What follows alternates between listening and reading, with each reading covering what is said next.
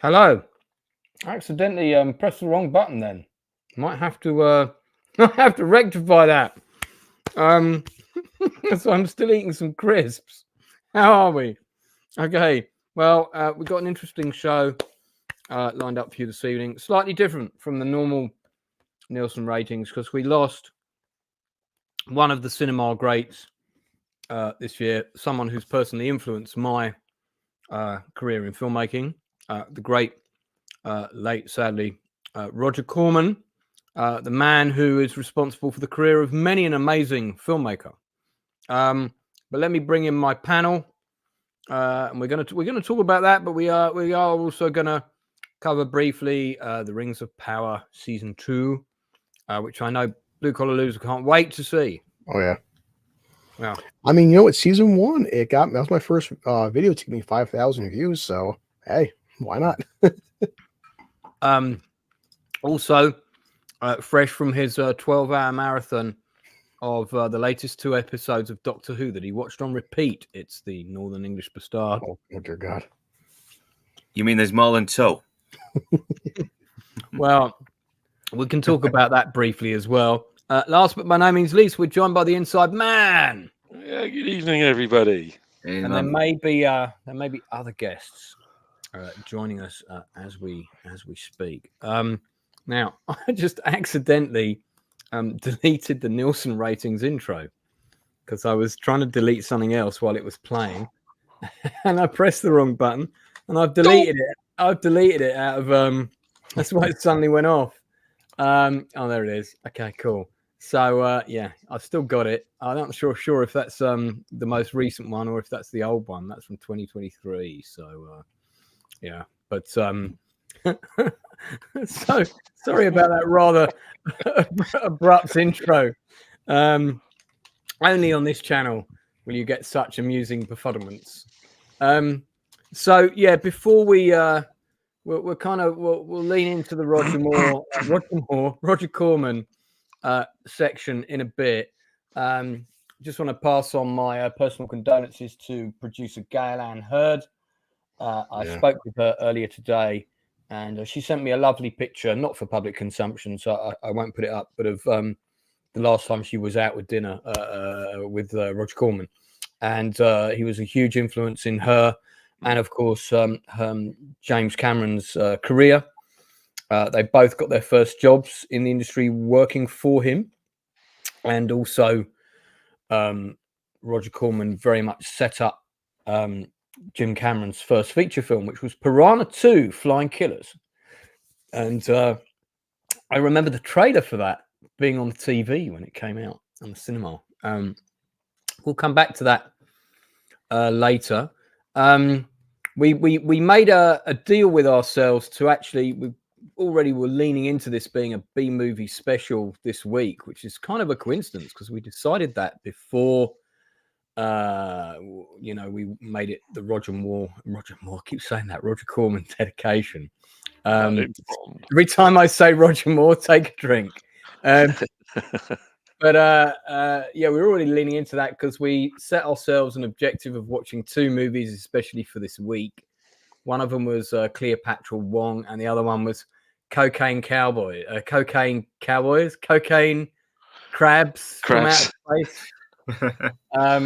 Yeah. Actually, I'd rather have watched Cocaine Cowboys. Yeah, I would rather have watched Cocaine Cowboys. I mean, it was a film. I'm not even sure it was a film, really. I mean, it's not even a film I could say Roger Corman would be proud of. But I will speak about it briefly, and by that I mean extremely briefly. Yeah, so Inside Man, your thoughts? Right. Okay. Well, when you said film and you use that term loosely, it really wasn't, was it? It was just dog shit. is about as close, and that's a compliment, really. I don't know what to say. I really don't know what to say about this film. It's Let it out, buddy. Actually, there is one thing that I would say about this film, and that is that where I think it fell down, apart from the sound and the visuals and the acting and the script, and obviously the direction, was the fact that it was a little bit too kind of self-aware, if you know what I mean. It was almost like they were having more of a laugh making it than we were having watching it. Nice. So there were no laughs had by me. no. The Vanity Project kind of springs to mind as well. Well, Damn. I remember owning one of these. These are like these giant plastic crabs that you get for sort of decorative means in a fishmongers or whatever to kind of put round the sides of your display. Yeah. And I did actually have one of them. I mean, I remember putting it in the bath and attacking my little boat with it, and all the paint from the crab came off. So there's all these black flakes like floating in the bath everywhere. Yeah, I actually had a lobster. Yeah. Remember them. Well, these are actually the crabs, and they're kind of like pushed along with rods in the film, and the talking is like the sound of keyboards, and they're subtitled. And that picture there is the extent of the special effects. Yeah, I mean it's they also reused the set of Button Moon, as you can see there. For the older viewers. Yeah, I mean, what can we say? It was bad, and I mean, just like, I mean, I don't know who these guys were. But it was almost like someone had gone into a bar and grabbed two college kids and said, "Do you want to come and shoot a movie in my backyard for half an hour? We'll pay you in cocaine." That's a special effect of someone getting stabbed in the neck. It was, bad. Not so bad it's good, just bad. I like the fact he looks like John Hammond a little bit, like a cut price John Hammond. Sure. But more John Hamm. This guy with the nose piercing definitely looks like a policeman. Did either of you other guys watch it? I know I did kind of warn you maybe not to. Yeah, I'm just watching the trailer now. God, this is just so. This has to be seen to be believed. It's. I'll get to it this week. It's so amateurish. I mean, like you said, they're obviously in on the laugh, but that's not why we watch these movies. We watch for the narcissism a little bit. That's why Neil Breen is so recognised, because he's so narcissistic. You can't help but watch and be fascinated. Yeah. Well, I mean, this isn't as good as a Neil Breen film. Neil Breen is on a different level to this. We've got to do a Neil Breen marathon at some point, actually. But I think crabs are pinching people to death. That's as good as the dialogue gets, believe me. I think it's always better when everyone involved, when they take it serious, because they're taking it serious even though they know it's shit. But that's what makes it fun. It's like when you're playing it that serious, like it's a Oscar award-winning performance and it's a horrible script. That's what makes it like iconic and fun, because you act like it's a real movie and it's not. Yeah. So. Yeah, it's like when South Park practically rip off Jerry Bruckheimer disaster movie. They have all the dialogue from the movie, but they're throwing the little stupid jokes that make it funnier. That's like one thing I liked about Godzilla vs. Kong 2. The one character, even in the movie, he was like, you know what, man? We started taking ideas and we started throwing shit out the wall and just saw what stuck. And I'm like, wow, they even know what movie they're in. Look at the two ladies here. They're from the special donut division. I mean, what the fuck? How are these two cops going to chase anyone anywhere? I've no idea what's happening there. You can just imagine, can't you? You can just imagine how this movie come about. Hey man, I get this great idea for a movie. What's that? Yeah, cocaine, crabs. Yeah, that seems to be the bloody case. Just get an animal that's high on cocaine and make it the killer, and that's it. It's that's kind of wearing a bit thin now as well. Yeah, I reckon that they were actually having a cocaine binge party. One of them discovered during that party that he had crabs, and that's how they came up for the idea of cocaine crabs from outer space. And they were probably watching Plan 9 from outer space. There you go. Well, Yeah, remember the thing is, he was actually trying to make a legit good movie, but he didn't really have much of a know-how on how to do it. That's right. And this, you're right. I mean, and this is why people like, it kind of brings us back to people like Roger Corman and even Ed Wood. Bless him. You're absolutely right, mate. He was genuinely trying to make a decent movie with really, really microscopic budgets with so few resources, and that's exactly what makes those kind of movies endearing. Not this kind of stuff. Yeah, I have a feeling the cocaine in this was real, and as soon as they finished rapping, they just snorted a whole shitload of it. It's like, yeah. I wouldn't mind betting that either. Well, to remember when Snakes on a Plane came out, it knew what it was. Then it started making, that was at least a big budget movie. The CGI was pretty good for what it was. Then you started getting like the sci-fi snakes on a train and like snakes on a bus and snakes on and every rip off of Snakes on a Plane, but with a sci-fi budget. And that's when it started getting stupid, because at least Snakes on a Plane knew what it was. Yeah. All right. Well, let's not give it any more time. No, let's not. Score out of 10, Inside Man. Can I do minus? Minus 10? Hey, yeah, you can do minus 10. Yeah, minus 10. I was going to go for 0, so 0 out of 10 from me.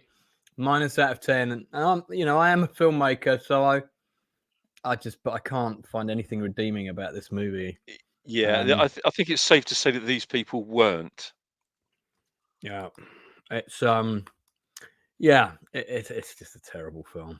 It's dreadful, yeah. So let's move on. Let's talk about Rings of Power. Ooh. Season 2 trailer. Oh boy! Before we come on to digesting the incredible career of Roger Corman and talking about the man in some detail, let us do our other topics first, which are going to be shorter. So, Rings of Power Season 2 trailer. Blue, could you cue it up for me? Sure. Might be interesting to look at a couple of bits of it, and we'll look at. Now you can show the whole thing because it's on YouTube, right? Yeah, it's on YouTube. Okay. We'll also look at the House of Dragon trailer. I mean, I don't think we could get away with playing the whole thing on the stream, but it'll probably get ratio because they probably want you to watch it on their channel on Amazon on YouTube, if you know what I mean. Yeah, that's what Depends always goes through. It's like weird, like how YouTube will allow something. Then if you share something that's already free, they nail you for it. Like what's already free on YouTube? You know what? I'll never understand it. Yeah. I will say that it does look better than season 1. There's almost no footage of hobbits in this trailer. I don't know if you noticed that. The hobbits are almost absent. Well, in season 1, the hobbits don't exist. Oh, well, the half-foots. Half-foots, yeah. Half-foots. Half-foots, hobbits. Half-feet. Anyway, but you know what I mean. Mm-hmm. So, Lance, I love a good train. I'm not quite sure what that means, but thank you. So, is that a euphemism? I have no idea. Only Janet Banana knows.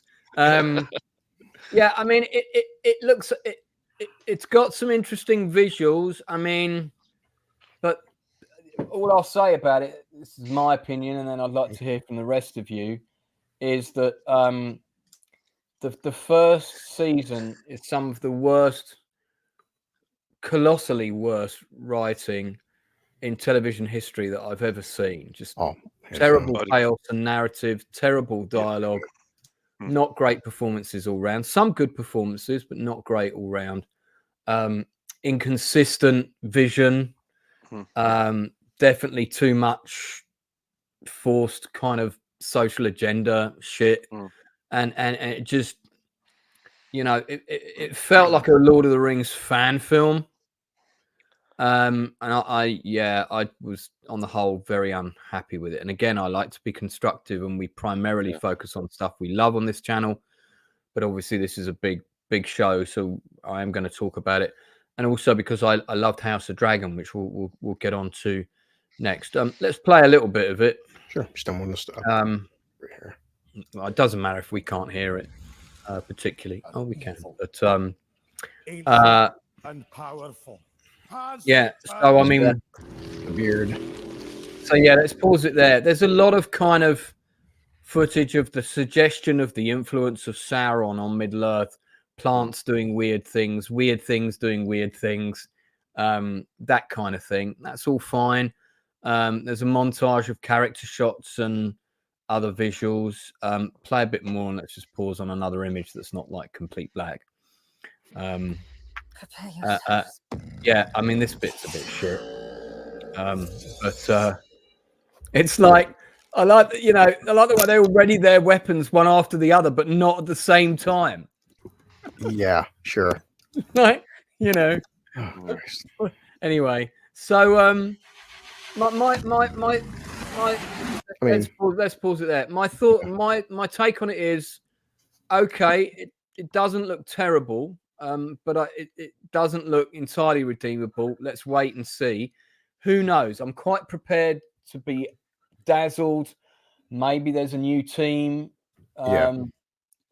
steering the ship, so to speak, or maybe people have had words with people and have actually listened to what fans said and have taken things on board, or maybe they're just saying F you and dishing out the same old shit. I'm prepared to be wrong. It looks okay. There might be something good there. Blue, your thoughts on it?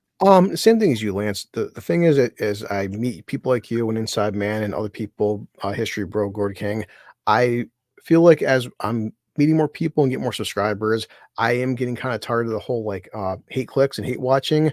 If you already have the expectation it's going to be awful, I'm going to make about 25 more videos on the show is awful, you're probably going to have a bad time. I go into everything hoping it's going to be good. Like I went into Madam Web. You know what? I didn't expect it to be good. Had it been good, I would have said it's good. It wasn't, but I don't want to walk into anything anymore, any movie, any TV show with the expectation it's going to be awful. And like Lance said, how many TV shows, movies, you know what? Season 1 sucked. Season 2 was fantastic. Stranger Things went through a pretty bad phase. That last season was fantastic. It's I'm getting kind of burnt out of like everything is horrible. You know what? Maybe who knows? I mean, it could be like, stupid optimism, but hey, I mean, I wish it was good. Yeah, that's actually a really good response. To be honest with you, I really like what you said there. Yeah, I'm never interested in bashing something just for the hell of it. I thought Nakuti, and maybe we'll talk about Doctor Who briefly in a bit. I thought he was a good choice as a new Doctor because he is a very good actor and he has a lot of charisma and he has a huge presence and he was very good in Sex Education.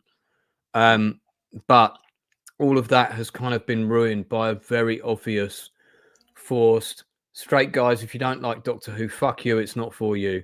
That's so gaslighting of your core fan audience. Why would you even have people go around saying that?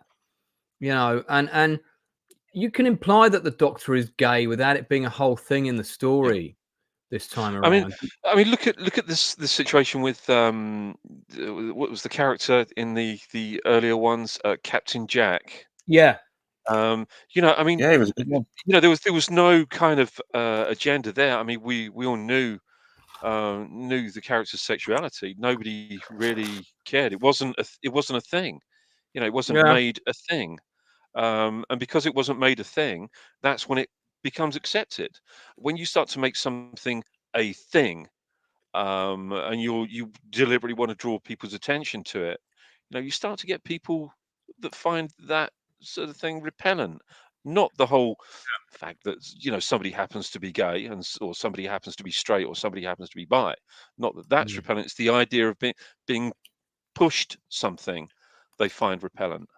And I just think that Russell T Davies was a little bit rude when he responded to the criticism, by saying, well, you can all go fuck yourselves.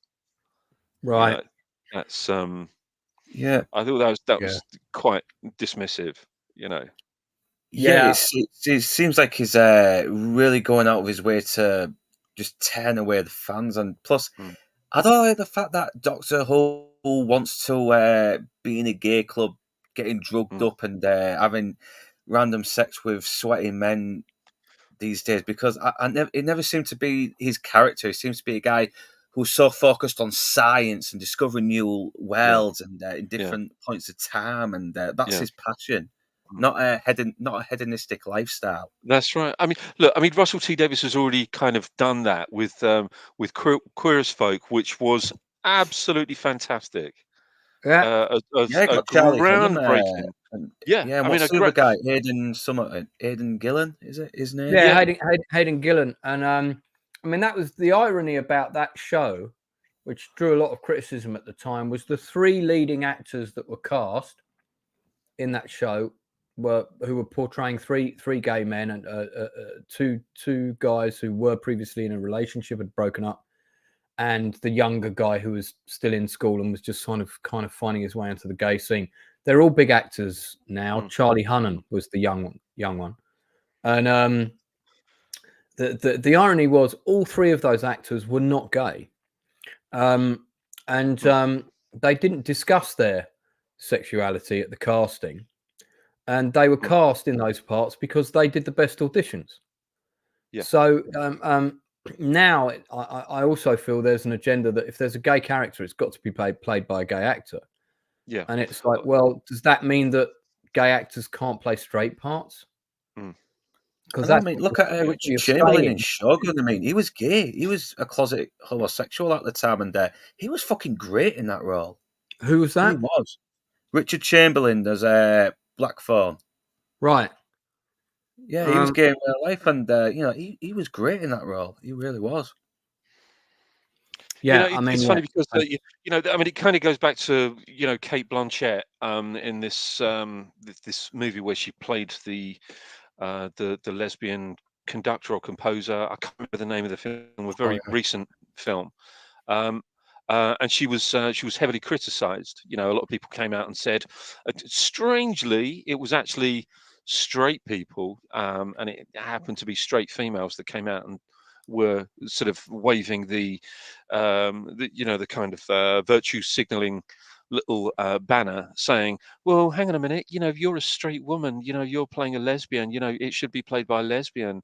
But then her response was, "Well, hang on a minute, I wasn't a spy in World War II, but I played a spy in World War II. I wasn't Queen. I wasn't Queen of England. That's what actors do. They act. Yeah. They play parts, and it doesn't matter. It doesn't matter what you are." Even Ian McKellen, when they said that Gandalf should be gay, Ian McKellen was like, "No, that's not his character." And big respect to the guy. I really do. Yeah, that was years ago. Listen, when I just listened to like older Howard Stern, but he had George Takei on plenty of times. But when they made Sulu with the reboot, and funny, it was the last one, the most recent Star Trek movie. And like, hey George, how do you feel about Sulu being gay? Isn't it awesome? And he goes, no. Actually, it's not. He's like, I knew Gene Roddenberry personally, and Gene Roddenberry made the character Sulu specifically for me, and his name from different Asian islands. And he goes, Sulu wasn't gay. He wasn't meant to be gay. And I feel like you're really pandering, and also you're just disrespecting his legacy. And also, instead of making new characters, don't just give me a hand-me-down. We're making Sulu gay. Yeah, and that happens a lot actually. And some of these actors, they are pissed off about that. We don't want just sloppy seconds. It's Well, going back to the Rings of Power trailer, Northern, have you seen it?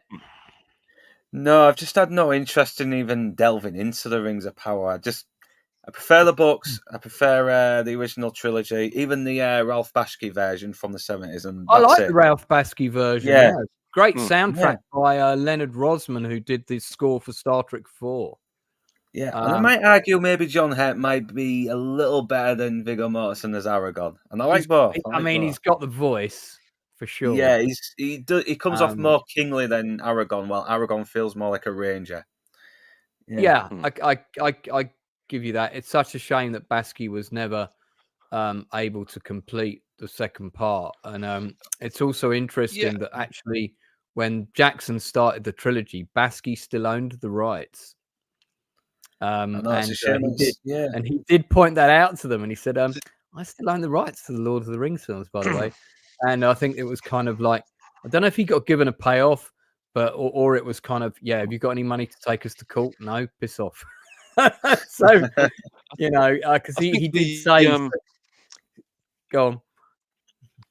I was going to say, I think the Beatles version of Lord of the Rings would have been quite an interesting one, because it was they approached Kubrick, didn't they? Yeah. They approached Stanley Kubrick, and it was kind of it was going to happen. Ringo, you about another one? Hello. All right. Well, so Lord of the Rings season 2 starts soon. I may do a review of it when it comes out. We'll see how packed the schedule is. We can take that down. And the other trailer that dropped is a longer, more detailed trailer of House of Dragon season 2. Now, for anyone who dismissed House of Dragon and still hasn't watched it because of the way that the end of Game of Thrones tanked, and it did tank, it was terrible last season. And I loved all the other seasons. Season 7 was okay, but season 8 just had so many contradictions and utter nonsense. It was clearly made by people who wanted to rush off onto other jobs. I have season 1 of House of Dragon over here. Still in its original wrapping. The Blu-ray. Haven't taken it out yet. I'm going to start rewatching it next week, and I might do like a little special episode about why it's so good. But why it's so good, in my view, is it felt very Shakespearean. Clearly, some people said, "What's really good about Game of Thrones? What's great?" And it's not the dragons. Actually, it's not the special effects. It's the courtroom drama intrigue. It's the political maneuvering and minutia between these warring families, the stuff that goes on, you know, with the King of Whispers and his little children that spies everywhere, and all of that kind of that dialogue, and prostinating, you know, between the characters in courtrooms and things like that. That's what made it really good, the dialogue and the characters. And somebody clearly said, well, why don't we do it like that? Because there were several spin-offs of Game of Thrones planned. One of them was shot. The pilot was shot. I think man, you know a bit more about that. The pilot was completed. They looked at it and they said no. And that got scrapped. I forget the name of it now. And then I think there was one that was proposed, a sequel with John on the wall again. Supposedly they're still talking about that. They did a load of development. They spent a load of money on that, and that was also scrapped. And then eventually we got House of Dragon. Expectation for House of Dragon was very low. Definitely. People didn't think it was going to be any good. And as Wil Johnson said, who was in House of Dragon, there's an interview with him on the channel. Check out the industry interviews. I think he's like number 40 or something like that. What he said was worked in their favor was actually the pandemic, because everything moved slowly and they got a lot more time to shoot everything. So the schedule was given a generous amount of time to shoot stuff. So they spent a lot of time rehearsing the dialogue scenes, which you don't normally get to do a lot of rehearsals with film. They got every dialogue scene got at least a separate day of rehearsal, he said. And you know, and then generous shooting time for those dialogue scenes. So and we got the trailer for this, and man, it looks good. I mean, it looks really good. Yeah, I'm very excited. Let's play a little bit of it. And if this gets cut out, it'll be cut here probably. Who sits the Iron Throne is not just a king or a queen. Yeah, look beautiful girl. Dragon Axe. Just pause it there. That's good. That was good. Oh, that was a good shot. Pause it on. All right, let's have the lady. Yeah, I mean, has everyone seen the trailer? Yeah, I think you showed something us a while ago. Or was it? No, I've not seen the trailer. This is a new one. This came a couple hours ago. Yeah, this one. I had no idea it was out. I have been catching up a little bit on the House of Dragon. I've only watched the first few episodes. It's only a couple of minutes long, mate. So why don't you mute yourself and watch it quickly? watch it properly while we talk about it, and then I'll ask you what you think of it. All right. Yeah. I mean, even though there's stuff with dragons and there's pictures of people on dragons and all of that stuff. Again, it's the dialogue, the tension between these characters, the lines. There's like 10 standout lines in this trailer alone. I really think it looks good. Definitely. Yeah, I think it's going to be released weekly, and I will be doing a weekly review. I'm going to be doing them. I think it's dropping every Sunday. That's all. I'm going to be doing them on Monday nights. I won't be doing them on Sunday because Sunday is reserved for Band of Brothers or Lancey date time, depending on what's happening. Yeah. So hey, Hostman, man, if you want to join the stream, let me know, and I'll find a way to get you the link. Yeah. But you know, Lance, Sunday I think is still, because Game of Thrones was Sunday, House Dragon Sunday, and it's still, some people would call this like Game of Thrones, House of Dragon, Walking Dead, even like these are like the last what they call water cooler shows. You know, like Sunday night, Monday morning, everyone goes to work, they sit around the water cooler and break, and hey, you see what happened last night with House of Dragon, and Matt Smith did this, and you know, like Patty Constantine did that, and how that's the problem with the whole binge model in a sense. And a lot of people love the old school water cooler shows. Friends would do that. Seinfeld would do that. Nick, so I would definitely watch it. Definitely do not watch House of Dragon because of how Game of Thrones ended. This is a different team behind it, different people, and it's a really good show, mate. And I mean, I'm not saying they might not balls it up later, but so far so good. And to Nick's credit, that's what happened when the show, the first two episodes came out, the ratings were pretty low, and then everyone's seen episode 1, episode 2, the ratings started just climbing every week to the point where they were almost matching Game of Thrones. Everyone's like, "Wow!" We had to give it a few weeks to see the word of mouth, and the word of mouth was just it was through the roof, because everyone's like, "Wow, this is awesome!" Unlike Game of Thrones seasons 6, 7, 8. Yeah. Let's play a bit more. Are a protector of the realm. Now I find myself in an impossible position. Okay, pause it there. Now that shot there is straight out of my movie. Wow. And I mean, I'm not saying they copied it, but I did that exact same shot at a very similar location. And you can see I recall that shot. Yeah, I know the shot you're talking about. Yeah. It's right near the beginning of the film. I'm going to cue it up, actually. I'm going to show it to you. And we had to get up like super fucking early to do that shot. I'm going to swap that out for a second, Blue, but don't take it away. So the journey. This is the beginning, and we go into. I don't know whether you guys can hear it or not. Doesn't really matter. There's Duncan Pow in Rogue One. So here, it's exactly the same type of location. Yeah. And this is Valile Tushalabla, who was in Doctor Who. And she comes out, and then it fades into the title of the film, which is in Greek, and then it goes to English, like that. I have to say, I'm quite proud of this movie, even though we couldn't shoot the script that I wrote. We had to make a serious number of changes. But so that's going to be, they shot that either at sunrise or at sunset. I think probably sunset for that one. Looking at the cloud sort of arrangement, it feels more like sunset. But when we did that same shot for the journey, we got to that location at 4 a.m. Because sunrise was at the beginnings of sunrise was scheduled for something like 5:45, so we had to set up and everything. And it was on a church on top of a mountain in the island of Tia, or Kia as it's spelt phonetically. And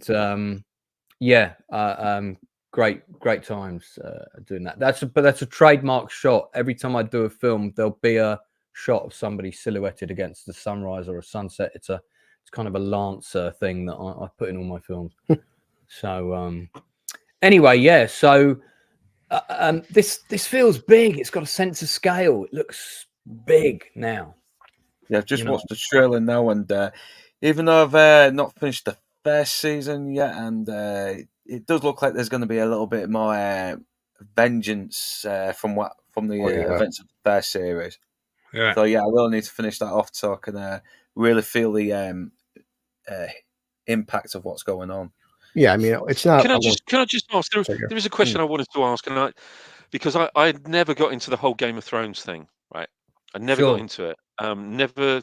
I tried the first 2 episodes of the first season, and I just couldn't get into it. But with House of Dragons, Mhm. or is it House of Dragons or the House of Dragons? What's called House of the Dragon. That's the name. That's House of the Dragon. House Yeah. of the Dragon. Do I need to know the lore of Oh no! Game Well, of Thrones? Or do I the need premise to- is because this is the prequel. So this is like watching this. Technically speaking, you could actually watch this, then go right into Game of Thrones. Yeah. Right. This is actually set in terms of time. It's set. I don't know the exact number of years. Someone in chat will know, but it's either like 1,000 years before, Yeah. Right. Okay. or a couple of hundred years before Game Okay. of Thrones. Yeah. I mean, this is where I'm quite unique. I'm one of those people that has never seen Game of Thrones. So, yeah, I wouldn't admit to that in public because I'd probably be stoned to death. Nah. I mean, I can say, after season 8, a lot of people will tell you don't bother because it's I mean, it's annoying. I've rewatched it twice since season 8 came through, just in case, expectations were high, so maybe we were a bit harsh on it, and that's not it at all. It's just got a lot of fundamental, basic problems that if someone had been doing it properly would have said, well, hang on a minute, we've just shown dragons doing this in the last episode, so surely if it's going to do this, it's going to die. It's just, it was poorly executed. And I just think there's nothing worse than a wasted opportunity. When you have all of these different intellectual properties, it doesn't matter which one it is. It doesn't matter whether it's Star Wars, whether it's Indiana Jones, whether it's Game of Thrones. It really doesn't matter. But if you know that you have an opportunity to really give people something spectacularly special, and you fucking fumble the ball, shame on you for that. and the biggest thing is, like, I guess the people that were involved, was it DB and Weiss? They were promised some kind of big Star Wars trilogy by Disney. So for the last 2 seasons of Game of Thrones, you can tell they were just kind of crapping it out real fast to hurry up and go make some Disney shit. Then of course that fell through, and everyone's like, "Yeah, you guys made a great Game of Thrones TV show, and you dumped all over it to go rush to Disney and Star Wars and got canceled, and now you look stupid." Yeah. I mean, it's indefensible, really, what they did. And also, I don't think it was just their fault. I think the actors were all, because there was supposed to be 2 seasons covering. They cut down the number of episodes for the final season, and that final season was supposed to be 2 seasons worth of shows, and all the actors were itching to get out of their contracts because they were all getting offers to do this film and this show, and so everyone was trying to, if it does end sooner, that would be great, because I'm going to go off and make the Terminator TV show that's going to be really good. There was a lot of that going on, so there was a lot of people trying to maneuver pieces on that chessboard, but the showrunners, I mean, at the end of the day, those actors, the majority of them in key roles, were not big stars. Most of them were unknown. Maisie Williams was completely unknown at the beginning of this. I mean, so were all the young cast. I mean, technically speaking, the biggest star in the show was Sean Bean. If you want to break down, that's right. Yeah, and of course he had it in his contract that he had to die, whatever character he plays. So, but it's. Yeah, they screwed the pooch on that. This, I think, people are determined to get right. It kind of has that feel. Matt Smith is delicious in this. Oh my god! Let's play a few more. Oh yeah, he's an absolute scumbag, but he plays it so well, though. You can't stop watching him now. Yeah. Let's play a few more seconds of the. Yeah. You usurped my throne. Oh, we're going to King's Landing. Okay, freeze it there. I love that older actress as well, who plays the woman who feels like her chance to sit on the throne was stolen from her. Do you know what this reminds me of? And this is one of the reasons why I really want to watch this series, not just this season, but obviously the first season. It kind of reminds me of ancient Roman intrigue, that kind of, that kind of political aspect of it. And I it really I'd really get that sort of vibe from it. I do like the look of it. Well, Inside Man, I'll tell you what, mate. When you've got a free day, let me know, and you can come over. And I've actually got some parking vouchers, even, so you can even drive. And we can do a binge of it. Yeah, nice. We can crack open the Blu-ray, and order pizzas and all that kind of thing. And do a big binge of it. Yeah, a lot of fun. Yeah, and the fact that you said, like, on average, once after the first 2 episodes, every episode thereafter was like between 10 and 11 million live viewers, and still especially with the market changing and cable streaming and for an HBO show to have a live like 10 million people watching it is pretty unheard of last year. Yeah. Smilex, we know you're delicious, especially with a bit of salt and seasoning. Delicious otter. Yeah, I think it looks great. I'm excited. We are going to review it. We're going to review it every week. We're going to do that on Monday nights, probably a little bit earlier than the Nielsen ratings. Might start that at 9 o'clock. But panel, of course, you're all welcome if you're going to be watching it. Oh, definitely. I know Leroy's keen to come and join us for that one. So we should have some entertaining fencing occur once again. Let's play a bit more. If we can get away playing the whole thing, I don't know. If you do it in segments, you can. Right there, look at that, man. That's a great shot. Well, we're gonna, of course, that's a combination of CGI added to the actual location of Dubrovnik. Yeah. We're going to talk about Dubrovnik in a minute in relation to Roger Corman, because he was one of the first people to film there. Reese Ifans, God. I want revenge. He's very underrated in this. Yeah, look at that, Lance. Yeah, it's good. It's good. At least they're obviously probably digital extras, but the whole background here, like. Yeah, I mean, I don't mind CGI when it's used, in this kind of way to give things a sense of scale. This is where it should be used. And you've spent good money on a quality cast.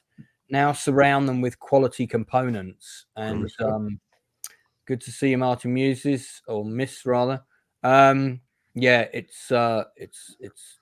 looks good. It looks good. It's good to see that CGI can still be, can still look good. Can still look good even today. Yeah, that's quite nice on that frieze. You can see the veins going through the dragon's wing. I really like this actress with the red hair. Yeah, I should get the cast list up because I keep saying I really love this person and that person. I'm an acting coach. I should be able to name all these people. But, trying to store the names of thousands of actors in your head is quite difficult. That was the thing too, Lance, with season 1. They had multiple dragons. Every dragon had different colors, different mannerisms, different facial expressions, and it wasn't just like we're going to take one dragon model and copy and paste it to different colors. Every dragon had their own unique powers and characteristics. It was amazing how they were sizes. I mean, it's the great houses will come to our side. Oh damn! Yeah, is it Olivia Cook who was the actress? I've got the cast list up now. Olivia Cook, and that's Reese Ifans, who again, he was good, the actor.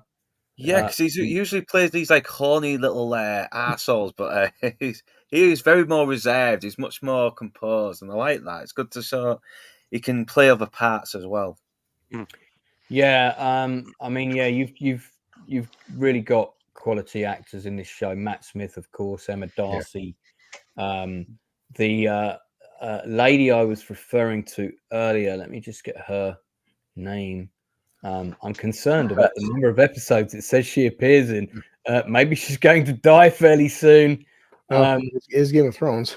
Well, indeed. If one character doesn't die per episode, something's normally wrong, Yeah. I know we've got Freddie Fox of the Fox acting clan coming in this season as well.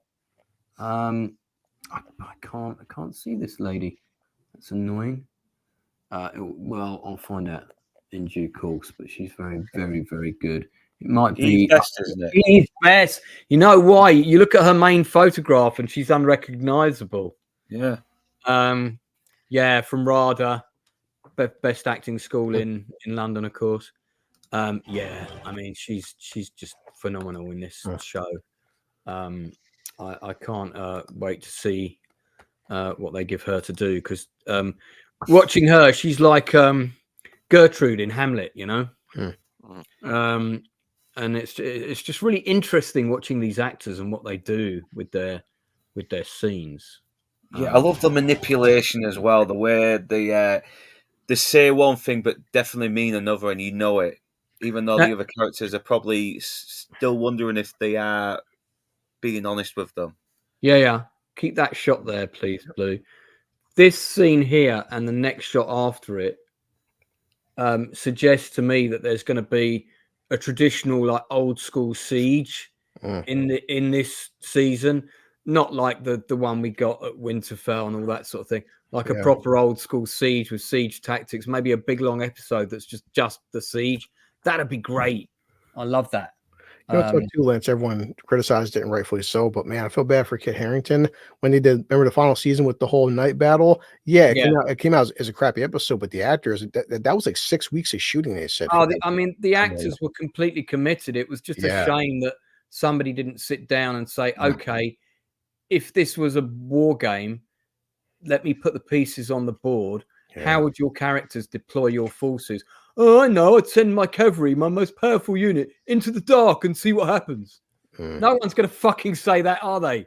Honestly. That was such big complaints. People flaming sword or no flaming sword. People were taking their TVs and maximizing their brightness and checking their phones out and just like. That was great. That was then everyone was complaining, and the DOP said, "Well, your television settings are not correct." Oh my god, the fact that he said that too, they're blaming people's televisions. Like, dude, I got a 4K television, it costs like $3,000. It's not my TV, pal. Like, it's also it's just so insulting. It's like, you know, as it happens as a consumer, I don't want to have to adjust my television set when I watch it. I just like to switch it on and press play. You fucking bellend. Watch this, you get here and oh my god, dragon, and like, yeah, this is a great scene.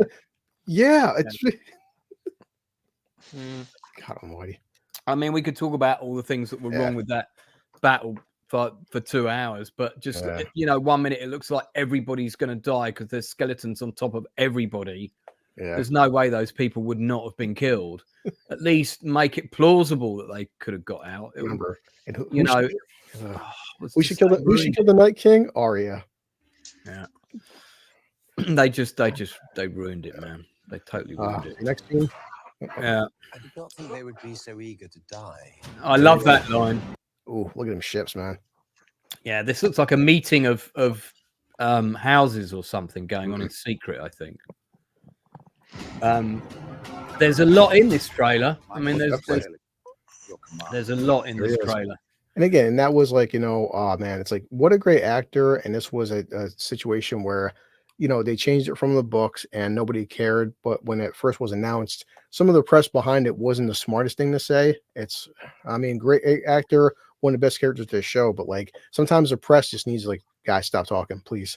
Yeah. There you go. Look, blue collar is the hero we deserve. That's right. It's like one of the producers, Lance, and you probably remember, one of them said, like, so why'd you make the character change for it? Nothing but that he's a great actor. It's a fantastic role. We can't have too many Caucasians on screen. Well, hang on. What was that for? For casting him. One of the producers, because his character's not black inside the books, and they said, well, why'd you cast him for? You're talking about the guy on screen now? Yes. Vorlisa, the person of Valerian. But like but the fact that like one of the producers said that, well, we didn't want to have too many Caucasian actors on screen at once, and you're like, that's coming from a producer. Yeah, I mean, oh my god, like, well, that's look, I mean, I will accept that there is a certain level of box ticking that might have to take place in order for a show to get commissioned or get money. I remember that.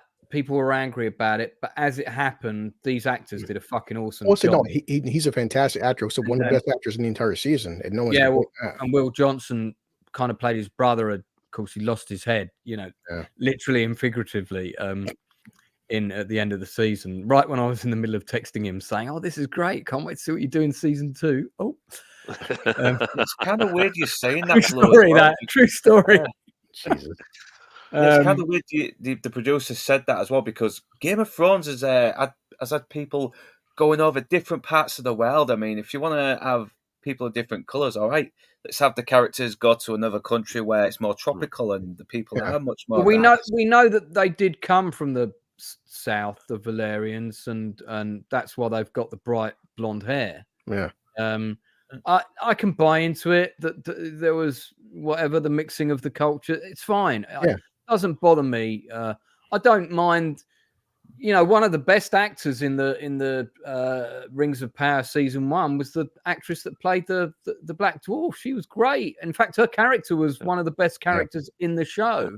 I personally didn't care about that. That bothers me less than good quality writing. You're absolutely right, and I think what it boils down to is this, right? When producers and production companies have to highlight their virtues, have to highlight what they're doing, rather than just casting the people, casting the actors, letting them get on with their job without having to draw attention to, look how good we are. Yeah. Look, everybody, we're not racist. Look, everybody, we're not homophobic. Why do they have to keep telling us this? Yeah. Right? They have to keep highlighting exactly how wonderful they are, and we want to push things forward. Look, let the fucking actors do their job. Cast the actors. Doesn't matter what they are. Doesn't matter who they are. Doesn't matter whether they're gay, straight, trans, black, white, yellow. It doesn't matter. It absolutely does not matter. And plus, to Gary and Luke, Lance knows this, that Game of Thrones as a TV show, even all 8 seasons, it had diversity because different demographics. Like obviously in the north, it's a colder and more like Nordic region. They had the south, which had like the slaves, but they were like more like Egyptian people. They had Pedro Pascal. Now, John Boyega, who played Finn in Force Awakens, he goes, "Oh yeah, I'm watching Game of Thrones.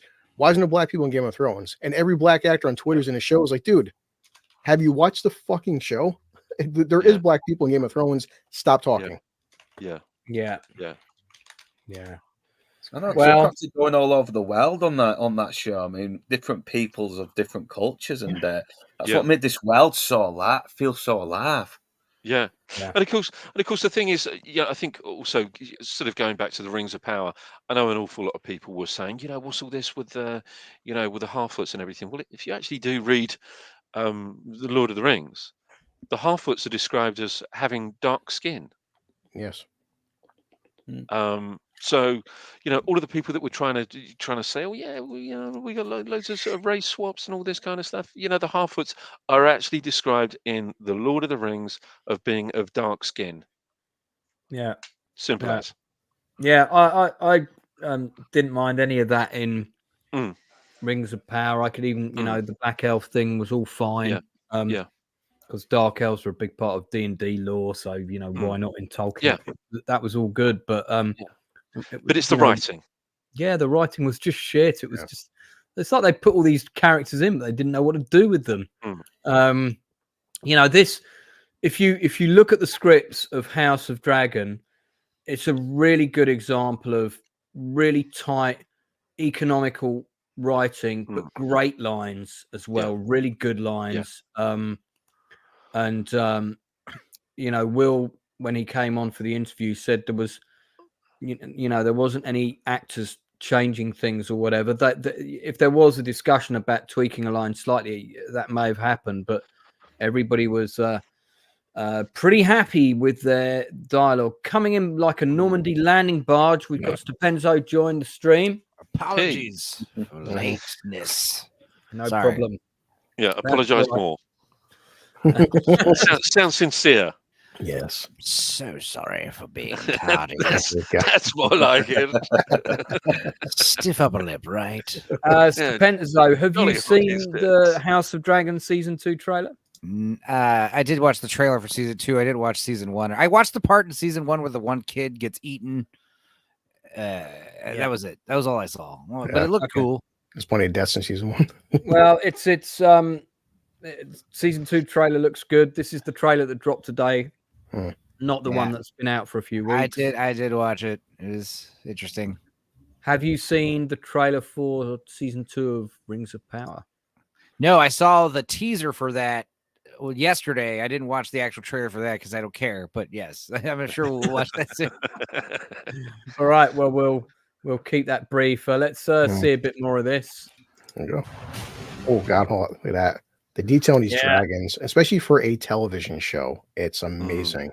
Yeah, but we've been at the phase where the television show special effects are competing with the movies for a while now. Oh yeah. Yeah. Oh, a dragon cloaca.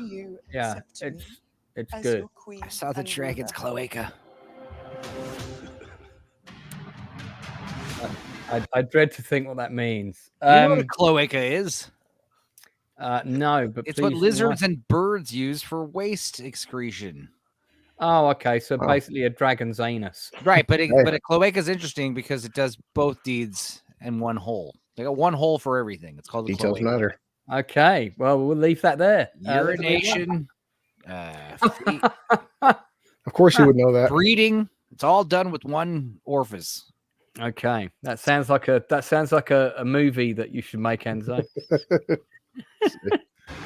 I think this is going to be good. Certainly, Cloaca Man. That's my superhero. Hold that shot there. Oh, yeah. This is the shot that, to me, that implies we're going to get a great castle siege, because we had the side shot of this. I believe it was the same army earlier, emerging from the woods, and it's like, okay, they're gonna have to take out this keep. This looks good, and it would be great if it's a battle that doesn't have a dragon in it as well. I'd be quite happy just to see how two armies go at each other without any kind of wizards and warlocks jumping around and shit. But and that's part of like what Gary, I know Enzo hasn't watched, but if you ever do get into it, the whole point of House of the Dragon, what made these people so powerful is that when you have a 20 or 30 foot long, like basically nuclear reactor flying around, and at this point arrows, spears, nothing can hurt it, and these things are flying at like 50, 60 miles an hour. It's like being in the Middle Ages and you're driving like a helicopter, and when you have helicopter, and when you're sitting there, when you have control of like 10 or 20 of these things, you're unbeatable. That's why it's called House of Dragon. It's a metaphor for the arms race. It really is, though. That's why these people were so powerful for so long. How do you defeat people who got a whole siege of dragons when you got swords and spears? Bigger swords and spears? I don't know. Yeah, could be. That's what they did in Game of Thrones. Bigger spears. It's launched out of a device. Well, that's when you get to Game of Thrones. By Game of Thrones, dragons were extinct. So Right, why did they become extinct for? What happened? That was one of the coolest parts in Game of Thrones. Is like the first time Peter Dinklage sees a dragon. They're like on that river, and the dragon flies over them, and they're like, "Oh my god, they exist." This is serious. Yeah. Okay. Well. Do I more? That's House of Dragons season 2. Let's move on. We're going to talk about B movies now. Yay! And Roger Corman. But before we do that, I feel we should see a clip of a B movie. This one, have that trailer ready. We're going to come on to that in a sec. But this trailer, sorry, this isn't a trailer. This is a clip from a B movie, and it kind of highlights the topic quite well of what we're going to be getting into. Let's just have a look at some of the best fight choreography you're ever going to see.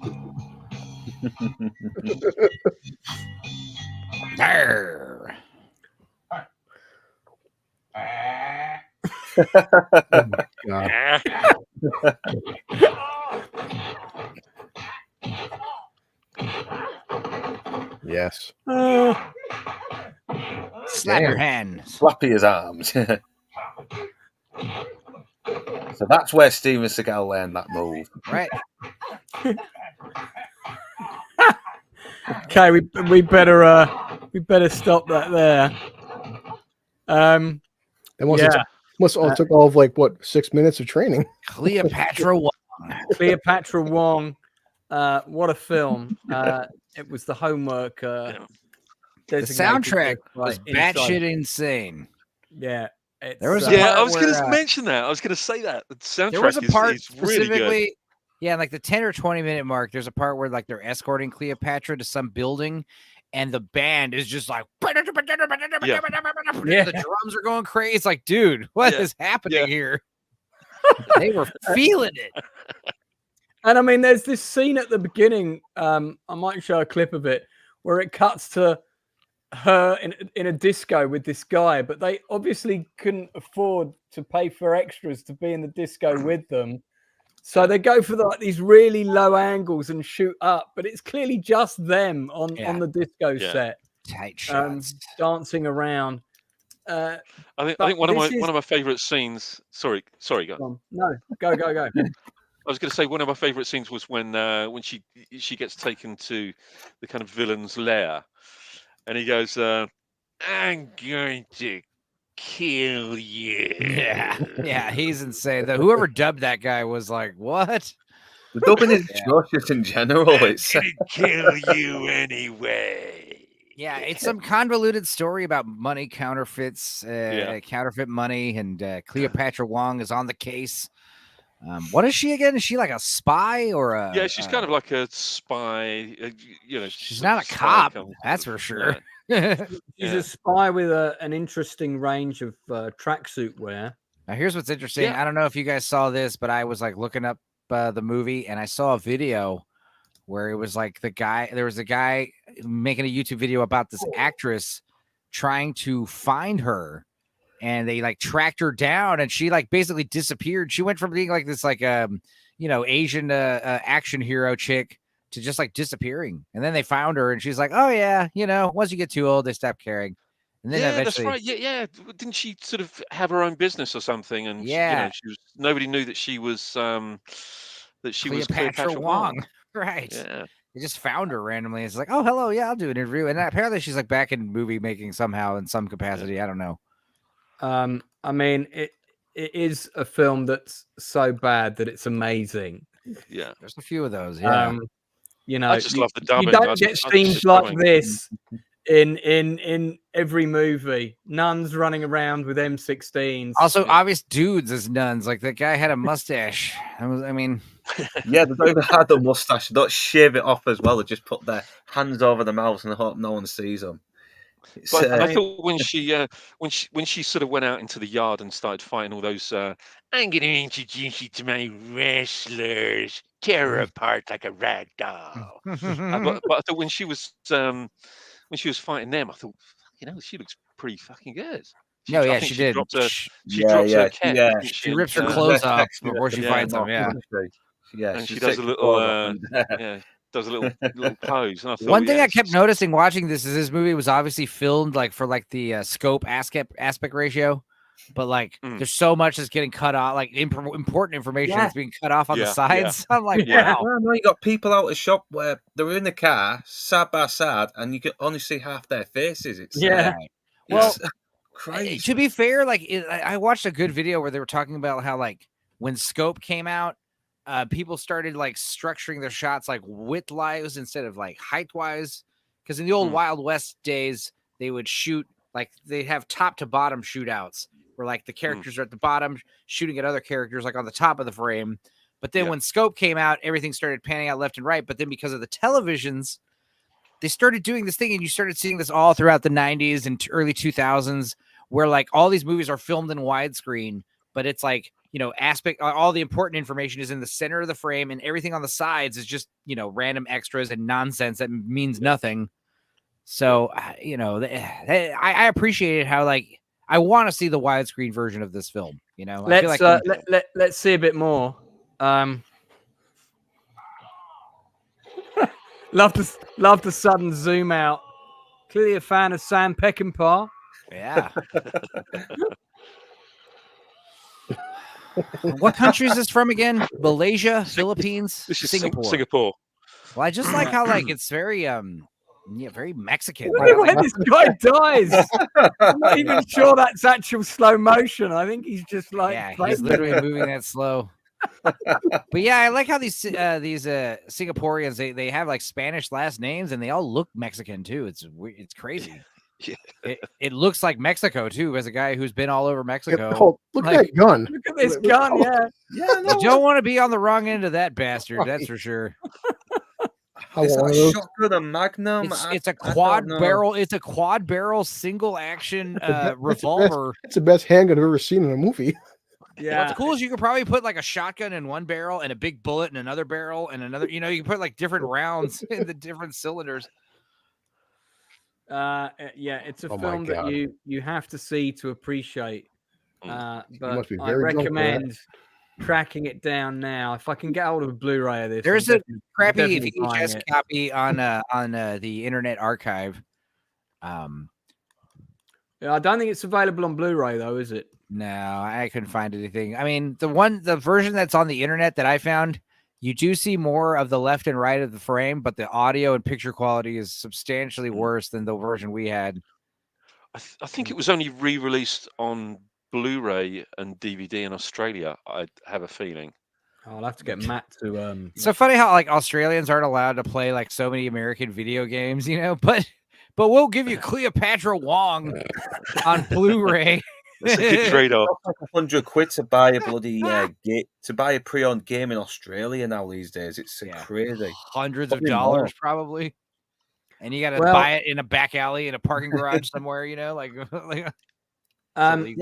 When Yeah, I met apparently- when I met Roger Corman, his advice to filmmakers at the seminar that he was giving was cut 15 pages of your dialogue and add a helicopter crash to your Yeah. script and go and make the movie.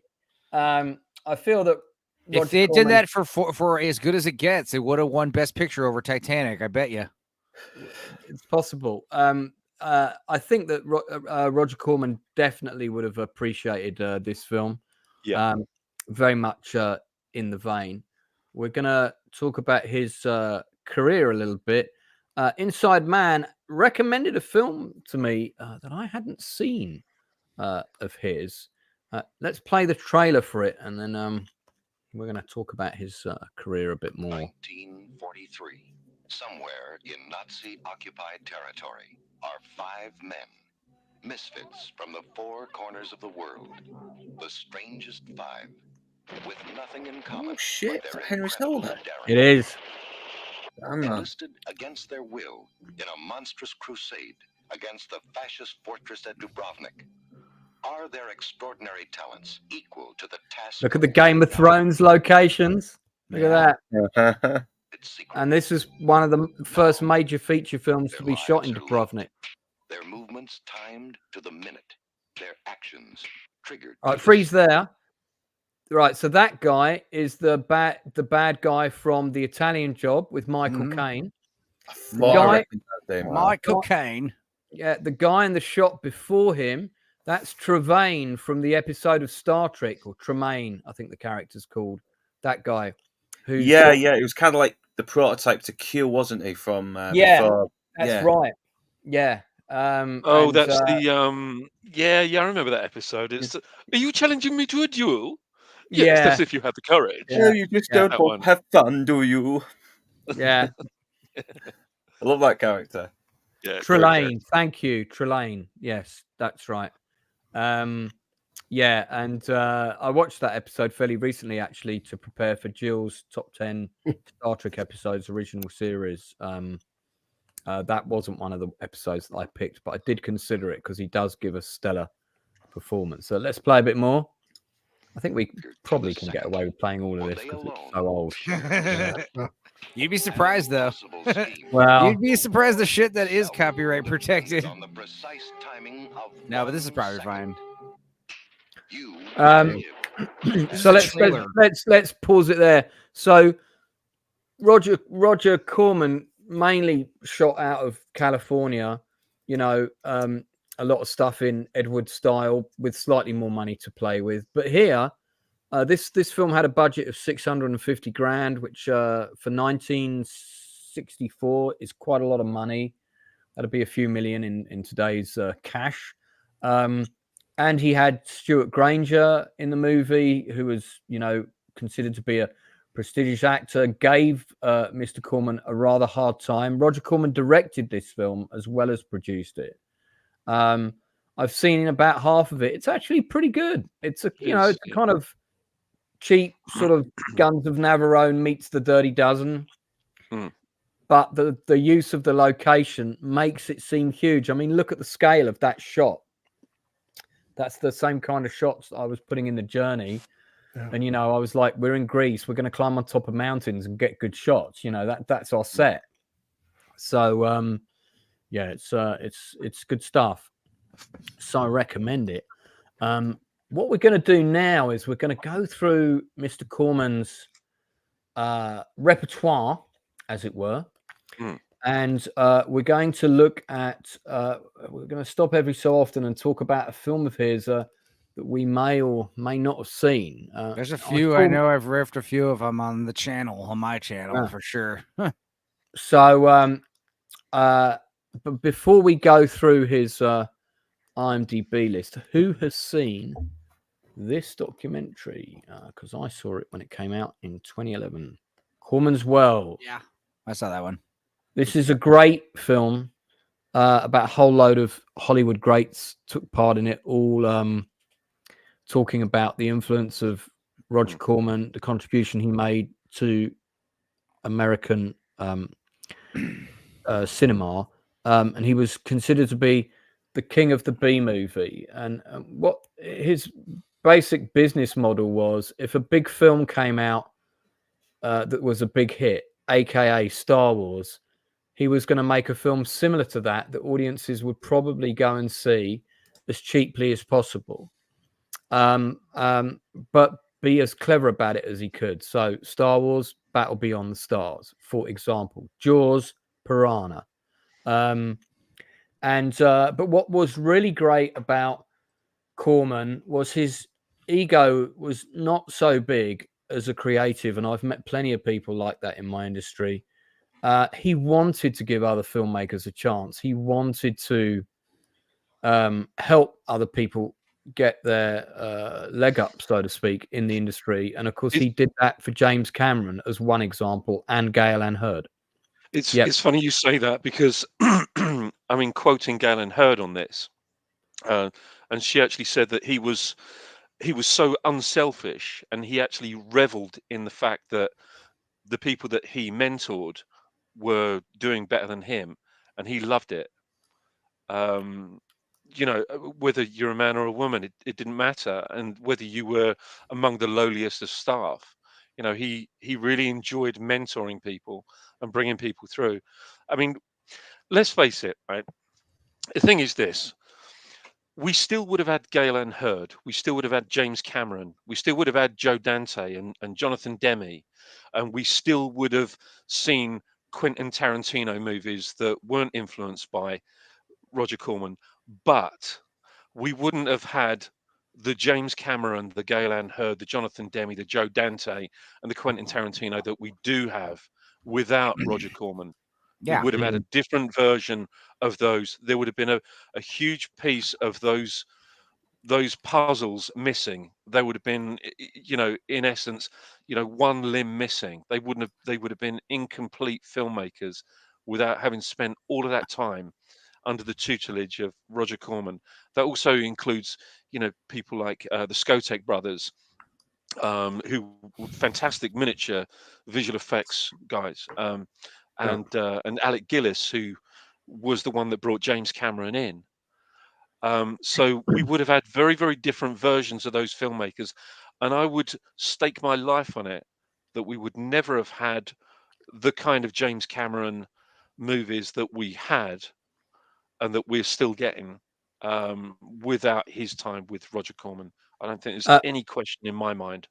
One sort of quote which I think really backs up your statement is, if you look at the making of Aliens, the very early version of I know there's a new documentary about to drop, which is supposed to be incredible, and I look forward to watching it. But there was a making of Aliens that came out around the time that Aliens came out, and one of the things that James Cameron talks about is his time working with Roger and working on Galaxy of Terror. He was, I think he was either the production designer or the art director on Galaxy of Terror. He was both. And he Right. was Yeah. also in charge of the miniatures, and apparently he all but directed that movie. In fact, he was the de facto director of Galaxy of Right. Terror. So, I mean, he was doing things like they were going into skips round the back of McDonald's, Yeah. getting knackered trays, you know, the plastic trays that you put the food on, and collecting all of those up, all the ones that were cracked and stuff, spraying them a different color, and then mounting them on the walls like panels in a sci-fi set. Yeah. You know, when you're working at that level under the tutelage of a genius like Corman, you will find ways to create, to be creative, and get things visually that other people would like. Oh, we've got to spend loads of money. Well, actually, no, you can do it this way. And the quote that he says is in that documentary is, he says, "I'm a no waste filmmaker. I don't waste anything." And you can see that with the way the sets are reused in Aliens and how they get the most out of every set in that film. And I think what you said there is absolutely spot on. You know, in terms of the fact that these were ultra low budget movies with a very, very quick shoot time. You know, they're incredible pieces of work. You know, whether you love them or loathe them, you know, they're incredible pieces of work. And I think that, you know, we should really be, you know, revering some of Corman's stuff a lot more than we actually do. I think we should really start watching as much as we possibly can, because so many of them have been forgotten. But in terms of, you know, Cameron's contribution, you know, to the Corman legacy, if you like. You know, I mean, he recognized that James Cameron was something special. You know, he kind of knew that. I mean, because he was, one minute he was doing miniatures, you know, one minute he was sweeping the floor, then he's kind of an office waller, and then he's doing miniatures, and he's constantly being promoted and promoted and promoted, and he's going up the ladder. You know, with every month, more or less. Yeah. But I think there's some really good quotes from Corman. And when he was offering advice for directors, he would say, the first thing he would say was, you know, if you want to be a good director, wear comfortable shoes, and whenever you get the chance, sit down. Yeah. Which I think you would probably I agree would. with that one. That's why they have directors' chairs on Yeah. set.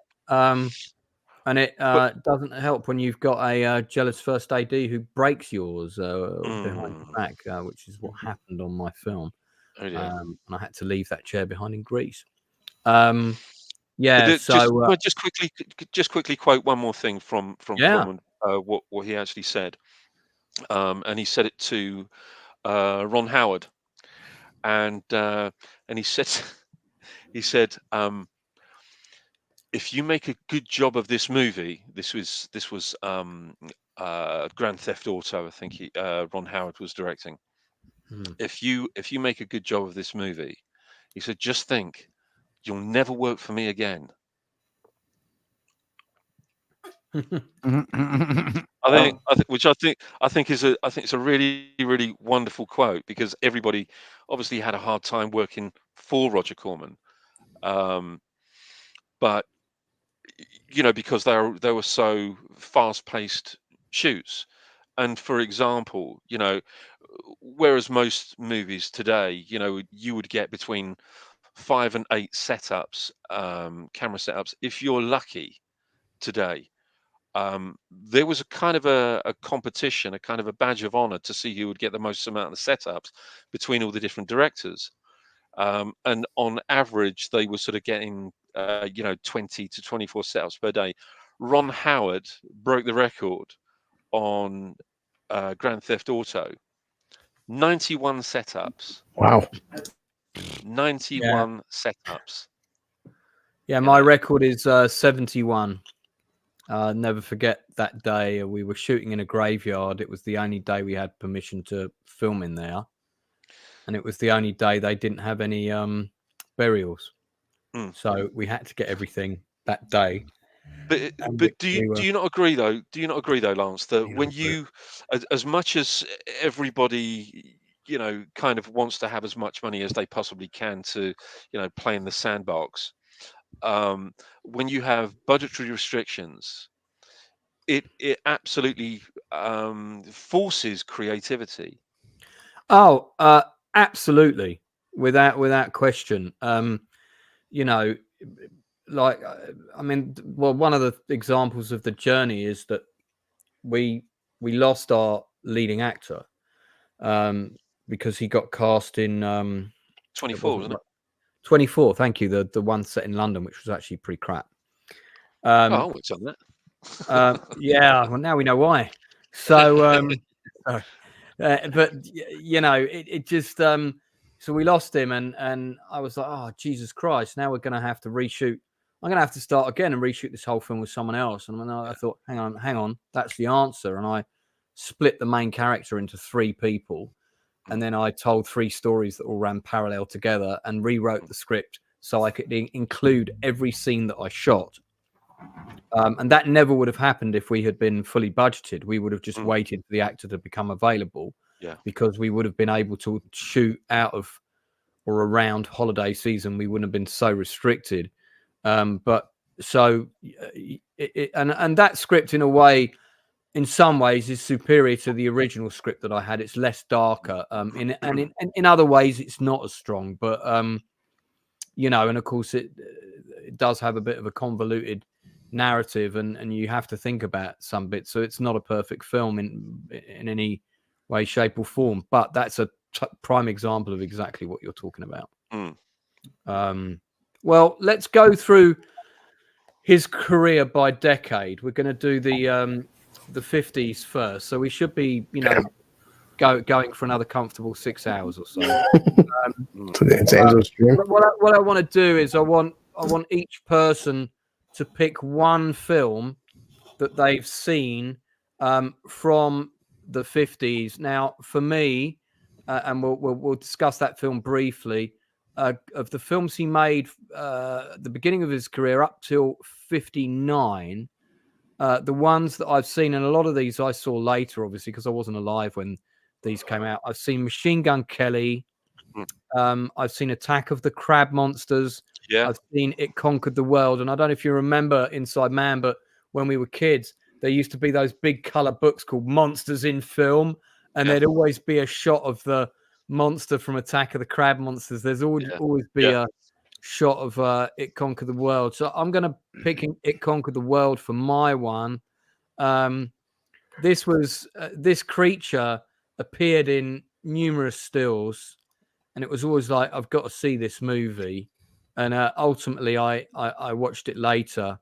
I can't remember if I saw it in color or black and white. I feel like it was black and white, but it's years since I've seen it.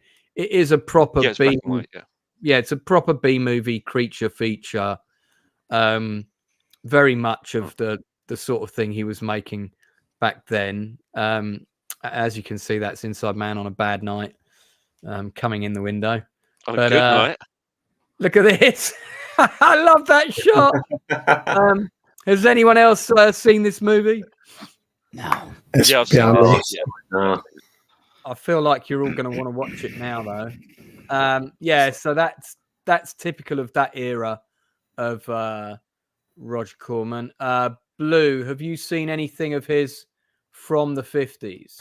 Yeah, that's beyond my vast film knowledge. Sorry. No, so you've never caught any of these on a repeat, or? I mean, some films you mentioned, from later 70s, 80s, but yeah, I didn't realize he made that many films. Yeah, man. I mean, we're talking a lot of movies. Yeah. Depenzo, any for you that you've caught later?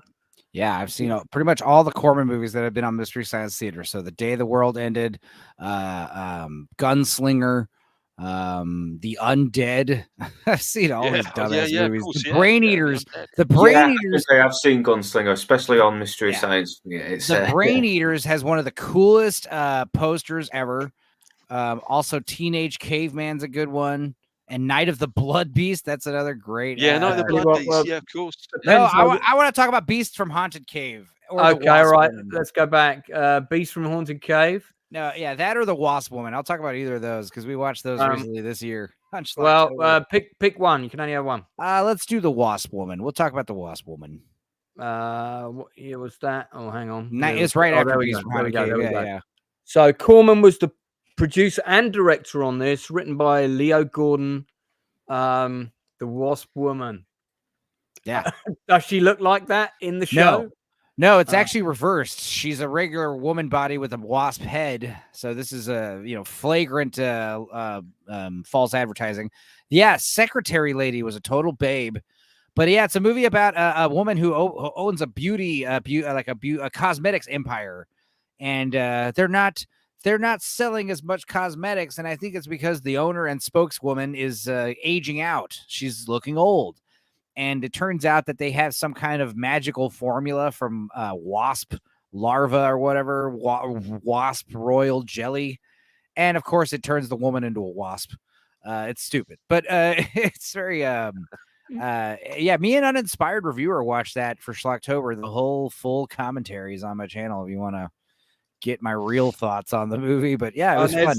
There's Roger Corman Corman himself making a cameo, as he did in many of his films. Not a bad actor as well. Because he's so bloody young as well. Because I'm so used to seeing him when he was older. It's kind of weird when you do see him all fresh faced. I showed a bit of Corman. I showed that Corman's World, the Jack Nicholson interview where he starts crying, talking about him. But then also, I showed a montage, and the clip starts with the legend goes, he could negotiate the production of a film on a payphone, shoot the film in the phone booth, and finance it with the money in the change slot. Yeah, I'd buy that for $1. So Wasp Woman. Northern, have you got a Corman movie from the 50s era? Yeah, it's like I mentioned from Shapenza. I did kind of catch Gunslinger on Mystery Science Theater 3000. I'm pretty sure I've seen. Before The Quick and the Dead, you have a female sheriff running the town. What? Yeah, even though those guys were sort of like taking the mickey out of it, it looks like it might be a good movie by itself. I don't know. Maybe, I don't know. Well, hang on. Did you actually watch it or not? Not as a proper movie, just on the Mystery Science Theater 3000 riffs, and that's it. Yeah, when you got the little silhouettes of the guys sitting in the audience. I think there was one joke where they were saying, "Wait, why isn't he going to try and do this?" It's like, well, they haven't invented it yet. It's like just over so much small, like a horse ride, something. Gunslinger's a good one, though. Yeah, I'm just looking at the cast to see if there was anyone in it that became huge later. But Dick Miller. Dick Miller was in it. Yeah, from Terminator. Dick Miller's in virtually everything of Roger Corman's. He's a baby. And then you see him in Gremlins in the 80s. I mean, that's definitely like a little callback to those B movies because Joe Dante was inspired by Corman. Yeah, no, and that's the thing we talked about last night on my show was like what made Corman so cool is like a lot of filmmakers or aspiring filmmakers. They had to go through the rigmarole. You had to have like connections. You had to go through the normal avenues. But Corman, if you really wanted to work on a movie, Corman would hire you because he didn't care what your background was. If you had the drive and the talent, come on. And I know Scorsese, one you mentioned as well. Lee Van Cleef's on it as well. Yeah, another underrated actor. But Scorsese was talking about how he worked on a Corman film, and he said the first thing they do, the first 4 days, like film all the hard stuff on the train. They had to film on a real train. It's like, and get all that stuff done. And so, like the first 4 days are like the hardest. So it really sets the tone, and everyone knows the work ethic and the style. Yeah, it's good to attack hard stuff head on. Some people go for an easy day on the first day. I think that sets up a false narrative for the rest of the shoot. Go straight in for something complicated, get it out of the way. It is not a bad ethos either. Inside Man, you got one you want to mention from the 50s here? If I'm honest with you, I'm not really too keen on his 50s stuff. If I'm completely honest. All right, well, No. let's move on. We'll go to the 60s. I mean, it's not you need to be keen. It can just be something that you've seen. Yeah, So, I've seen most of them. Gunslinger's actually good. Yeah. so going into the 60s era, we're talking some premium Corman here, where he really is kind of setting his standard. Fall of the House of the Usher, considered to be one of the best films he ever made. Yeah. You've got Little Shop of Horrors, which was shot in 2.5 days. Yep. Wow. Legendary. Stranger, which I recall is actually quite a scary, gripping thriller, if I remember. Yeah. Jack Nicholson. I mean, the remake is amazing because it takes this, attempt at B horror and just goes into full camp musical, which is why it works. But the original was tried to do seriously, kind of. I don't know what the Voyage to Prehistoric Planet is, but we're going to have a look at that in a sec. And then what else? St. Valentine's Day Massacre I've seen. Voyage to the Planet of Prehistoric Women. I'm guessing that's a sequel. Yep. Less well thought of than the first one because the ratings dropped to 2.9. Yeah, and then we're at 1970 there.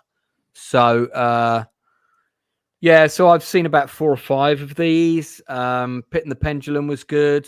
That's a terrific film. Is that Barbara Steele? Is that? Well, let's talk about that awesome. one. Inside Man, that can be your choice. Yeah. Roger Corman directed it. Vincent Price, Barbara Steele, that's right. She was a bit of a babe, if I remember. Yeah, right. she still looks pretty good now. Yeah, so look her up if you're keen. Edgar Allan Poe, that's right. He got the rights to do Edgar Allan Poe stuff, and actually, what it is, because they were all public domain. All the Edgar Allan Poe still is. Yeah, so he didn't have to pay. He didn't have to pay for them, did he? He didn't have to pay. Yeah, didn't have to pay. And this is a little kind of factoid about Roger Corman that a lot of people don't know is that. He enlisted in the U.S. Navy during the Second World War. He went to Hollywood High, and then I think he was born in Detroit. Went to Hollywood High, and then he studied at Balliol College, Oxford, in England. That's right. English literature, I think it might have been. So he was kind of a big fan of over here. Then I think he went to France, traveled around France, and but an interesting man with a lot of experience, a lot of life experience that he managed to pack in. But he is basically was the world's biggest Poe fan. He loved Edgar Allan Poe, and I'd agree with him on that. I mean, if you've ever read any Edgar Allan Poe, some of the best pieces of literature in the English language, I think. Lou, do you have a fave from the 60s? Do you see any of his from the 60s? I only know Little Shop of Horrors from the Rick Moranis one. You're fired. Get out of here. Man, so this was just the 60s? All right. The ones I've seen from the 60s are going backwards. Naked Angels. I saw where we get Queen of Blood from 1966. I've seen Bloodbath. I've seen Dementia 13. I've seen The Man with X-Ray Eyes, The Terror. I've seen Tales of Terror. I've seen The Pit and the Pendulum. I've seen obviously Little Shop of Horrors. But the one I want to talk about, 1961, another we did for Schlocktober, The Creature from the Haunted Sea, which was this retarded. It's like a Cuban communism spy thriller about a bunch of spies running around a boat doing up to no good. And then, there's also some kind of man who looks like he's covered in fake lawn grass. I don't know. And big googly eyes. And he's some kind of monster. And he's also terrorizing them. He pops up occasionally, but he has really nothing to do with the movie. The whole movie is about like spying and fornicating and drinking alcohol and sailing. It's a very, very strange movie. It's one of those movies that it's like everyone was just out having a good time, just goofing off, making a dumb movie. You've got a character who was one of the spies, and his job is to imitate. It's not his job, but he only speaks with dumb animal sounds, and they're like badly like he'll like cover his mouth, and then there'll be like a generic like lion roar. It's like how is he doing that? Chickens, weird. I love the fashions in this. These people look like The they version I saw was black and white, so it didn't look nearly as colorful. Also, the creature is obviously not like a giant, kaiju of any kind. He looks like a man. There's probably a picture of it somewhere. It looks ridiculous. Well, It's not scary at all. Let me see if it's in the trailer here. They gotta show it in the trailer. Also, I never saw the colorized version. It's very strange.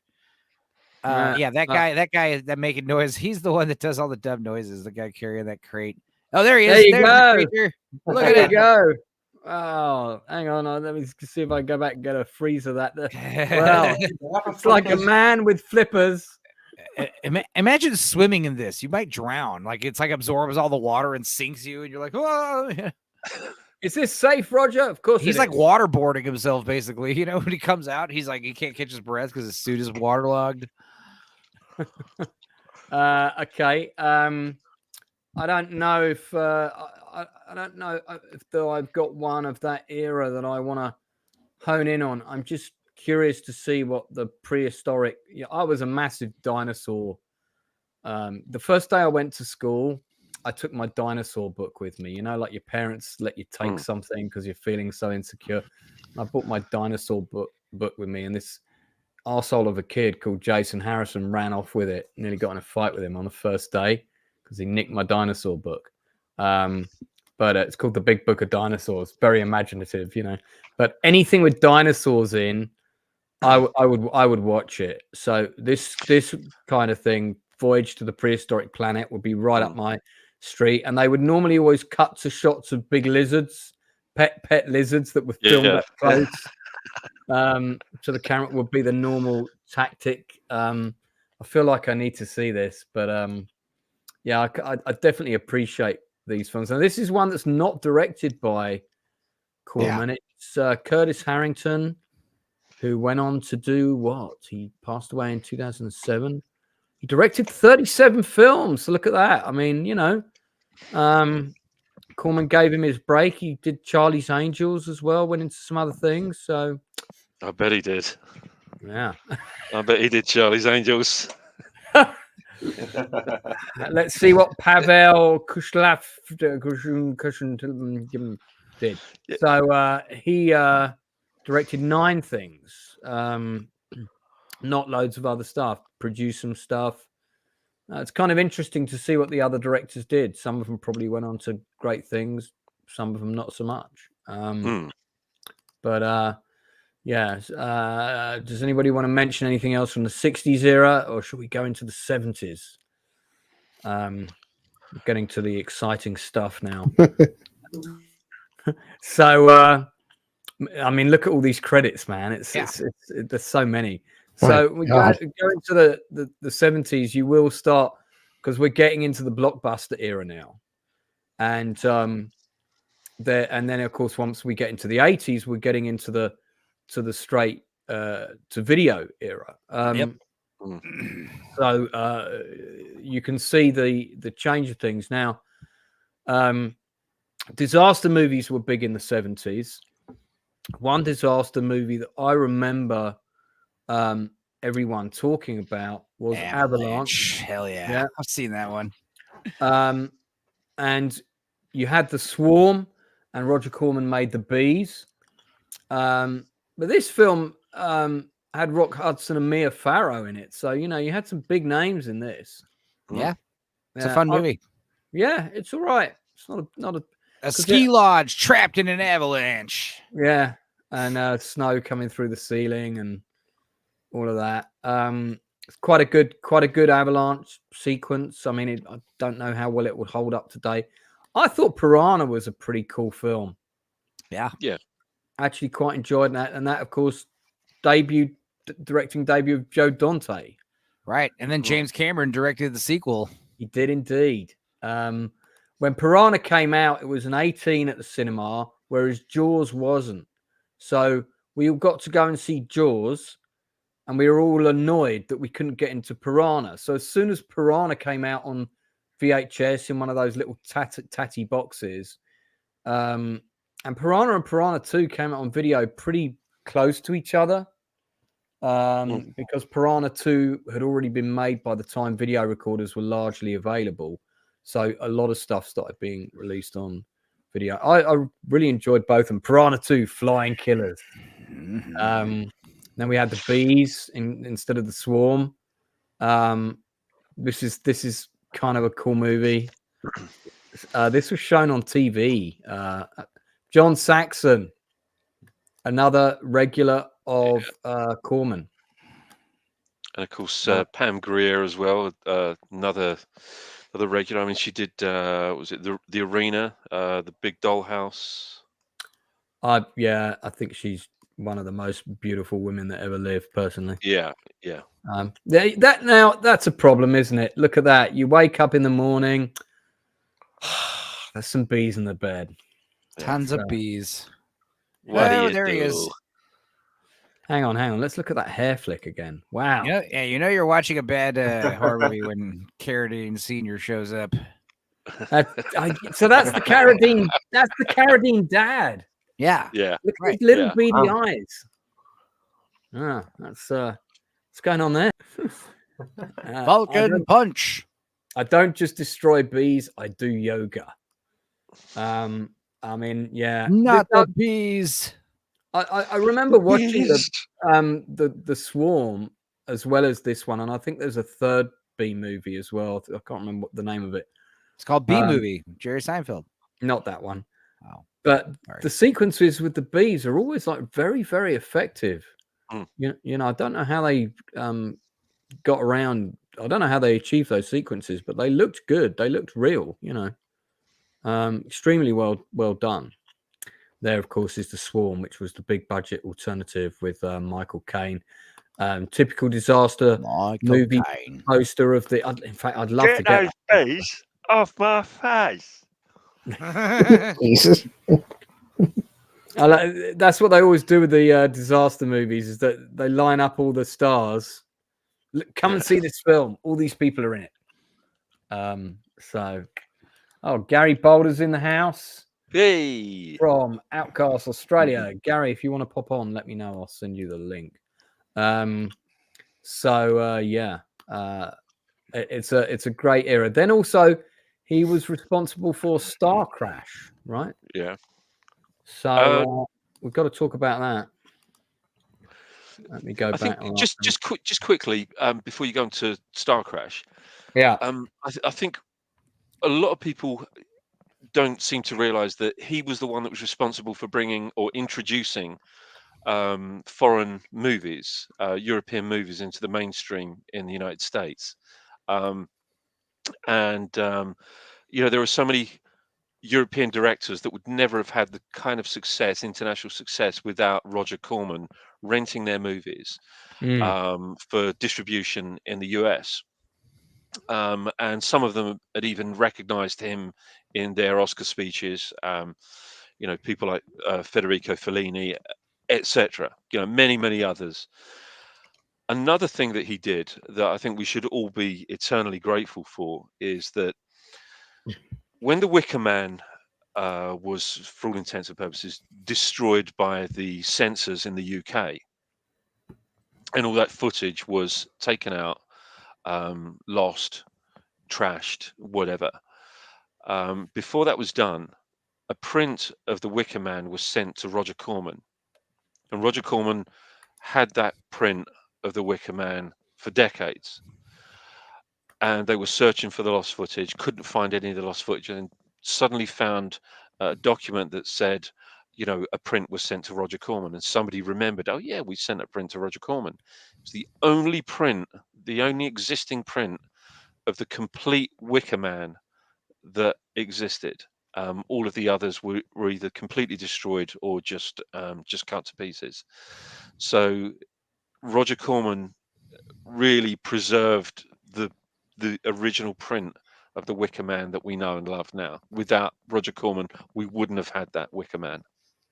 Yeah, I've heard that story before. Thank you so much for making everyone aware of that, and also the role that he played in distributing foreign films, bringing them to the American market, and you can see them listed here.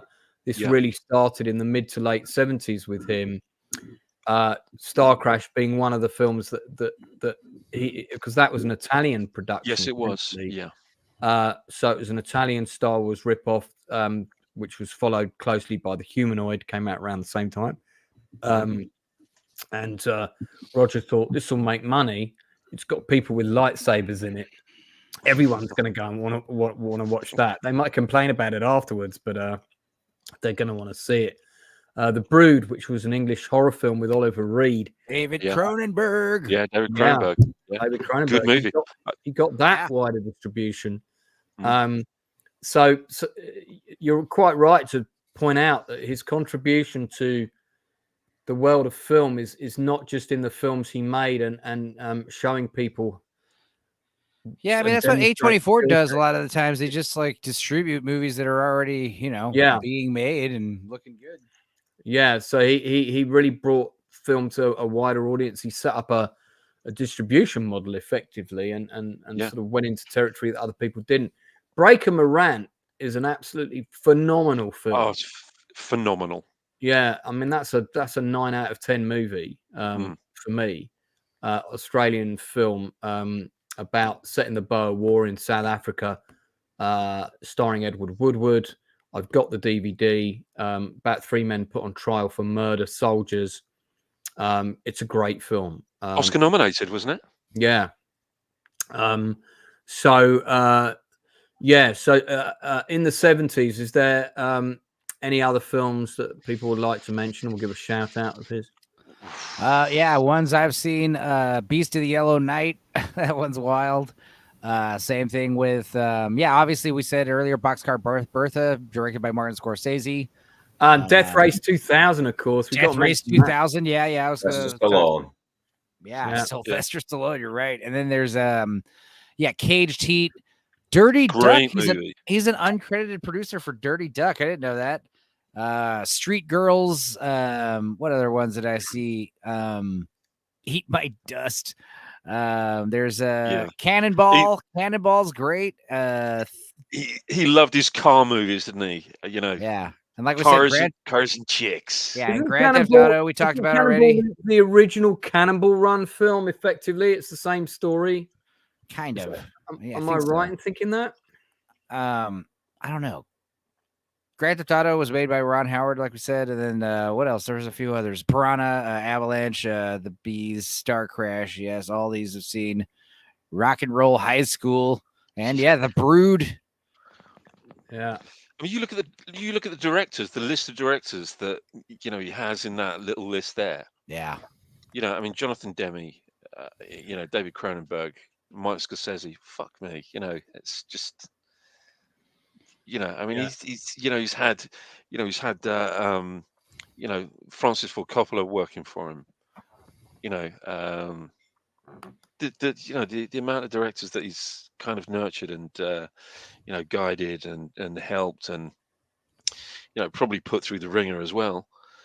This was released as a double bill, Inside Man with Something, wasn't it? In the UK. And do you remember that film Dixie Dynamite? That was like a double bill with Alligator with Robert Foster.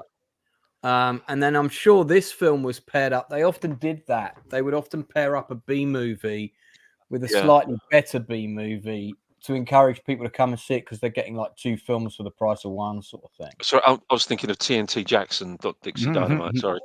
Yeah. TNT Jackson. That was another one of his, I think. I mean, you think about also the number of stars that he gave a start out to as well, who appeared in his films that went on to have amazing careers. I mean, the Carradine Family being a case in point. And now let's talk about one of his most outstanding accomplishments as a producer rather than the director, although I know he was very hands-on with this film. Can we go full screen on that, please, Blue? Can you click on the box? There we go. Press play, please. So this is the first movie score by James Horner, and I have it. A defenseless planet. Battle beyond the stars. We're getting a bit of lag, but so I watch this movie at least once a year. It's basically a remake of the Seven Samurai, aka the Magnificent Seven, in space. It's brilliant, and it, Roger Corman this demonstrates his genius, because not only is he going to remake the Magnificent Seven in space, he's going to get one of the cast who's not particularly busy right now to be in it. Let's play a bit more of it. A lone youth escapes on a last-ditch mission that begins at the edge of the universe. And you had Richard Thomas in it, George Peppard, Sybil Danning. These were all people that kind of had a fan base somewhere. And then there's the big boob shit. Right, let's pause it there. John Saxon as the villain. He's amazing in this. He's having such fun. Yeah. When you watch this film now, and you watch it especially on HD, which it was never intended to be seen in HD, you can see things like the edges of the curtain backdrops and stuff like that. But it's a great script. It's really good. The thing that I find fascinating about this, with its very restricted budget, great model work, and pretty reasonable special effects that still hold up well, is this is 10 times better than Rebel Moon. Oh boy. Yeah. Which has a budget of however many hundreds of millions. This is economical filmmaking at its best. But isn't it shameful that we can look back on a film of this age with these kind of rudimentary and basic special effects, early kind of special effects techniques, and compare it with something that has all the bells and all the whistles and all the money, and it's still a pile of shit. Yeah. Yeah. Makes you think, huh? Yeah. I mean, I was talking to Critical Drinker about Battle Beyond the Stars, and he was going to pop on tonight, but couldn't for personal reasons. And we both said it's a film we always watch once a year. It's one of those films. What shall I watch? I just fancy whacking something on, or maybe you just want something on in the background while you're doing some rudimentary work where you can have a film on in the background. This is a go-to movie for me to put on. I did a watch party about it on my channel, talked about it at length. I love the telling of the story, and it feels like a way bigger film than it is. You feel like you've been to 7 or 8 different worlds in the movie, but the script is also very economical. Red Moon, take note, Rebel Moon, whatever the fuck it's called. This is a really, really good film. The score is fantastic. One of James Horner's finest scores. That score for this film has been reused in so many trailers. And the special effects that were done especially for this film have been used in about 20 other movies. So have we got the Space Raiders trailer to hand? Yep, right there. Yeah. So Roger Moore, not being one to want to waste special effects he's created. Press play, please. Probably going to get copyrighted all over the place for this, but he won't. We're talking about Roger's brilliant. The galaxy and into legend. And look, there's the same ships and the same shots. The last brave starfighters who become Space Raiders. And you've got and it's got the same score. As the fight for And you've got a low-rent Harrison Ford in this movie. And they've got a load of, they shot all this different live action, but basically all the spaceship stuff is all from Battle Beyond the Stars, but apart from about 2 or 3 shots, I think. There's another one coming in. It's not as good as Battle Beyond the Stars. It's dropped on video. We'll talk about his contribution to the video boom. That's enough. Yeah, there we go. That is enough. but it's entertaining to watch. Right? Oh on. no, it's the little asshole from Over the Top. Sylvester Stallone's little Oh my brat God. kid. No, Is that the same kid? I forgot about him in this. Yeah, it is him for sure. Ah, damn. I hated that little annoying kid. Yeah, the 80s was when Corman. This is probably where Blue Collar finally has seen some of these, right? Yeah. I know you watched Saturday the 14th with me. I know for a fact you've seen that one. Boy, I tried. Well, remember that. I can't remember that one. Let's get into the 80s. And we're really getting into the exploitation territory now. The schlock is strong with the 80s. But Inside Man and I were talking about this earlier, and it's interesting how that term exploitation movie is misunderstood, often with a kind of sleazy tone. What it means is you've gone and made a big budget, Magnificent Seven film. I'm going to make the same film, change the script enough so I can't be sued, exploit your success, and make money out of my low budget movie, which I'm going to trick people into going to see because they think it might be as formula. Good. Yeah, that's basically what it means. So if you look through the list here, you've got Galaxy of Terror, which again is sort of piggybacking off the success of Alien. The funny thing about, just quickly, Galaxy of Terror. Yeah, I actually think that Event Horizon has really kind of ripped off. They have Galaxy of Terror, you know, same story, exactly the same. It is the same story. And I like the idea that Event Horizon and Warhammer take place in the same universe. Is that true? No, but it's a fun little fan fiction that checks out. It checks out when you. I mean, it's a great little fun fan fiction that could be true. It's not like the director straight up said it, but yeah, I believe it. This is the film where Erin Moran from Happy Days had a sexual encounter with a space worm. Yeah. Didn't a head explode in this, I think? There is an exploding head. I mean, this film has got some very... Whoa! This film has got some very clever things in it. This guy played the crazy guy in Earthquake who runs around with a machine gun trying to kill people, I think. Just saw some two greasy ass cheeks just a second ago. We skipped on that quickly. This guy played villains. He wasn't he was that mad clown guy in that. Yeah, of course. Sid, what's his last name? Yeah, there you go. There's been a lot of the Pam Grier movies as well. He's always had that same look though. Bald head, big beard. Yeah. Oof. Yeah. A lot of people die in this movie in pretty horrible fashion. So it's not an amazing film, but it's got some good visuals. Galaxy of Terror. And a lot of those good visuals, Mr. Cameron was largely responsible for. There's Robert Englund before he played Freddy Krueger. Right. But this is the film that started the careers of Gail Ann Hurd and James Cameron. Damn. So, yeah, the Skotek brothers as well worked on this, and Alec Gillis as well, who worked on Aliens with Tom Woodruff. So under the supervision of Stan Winston, creating the alien suits.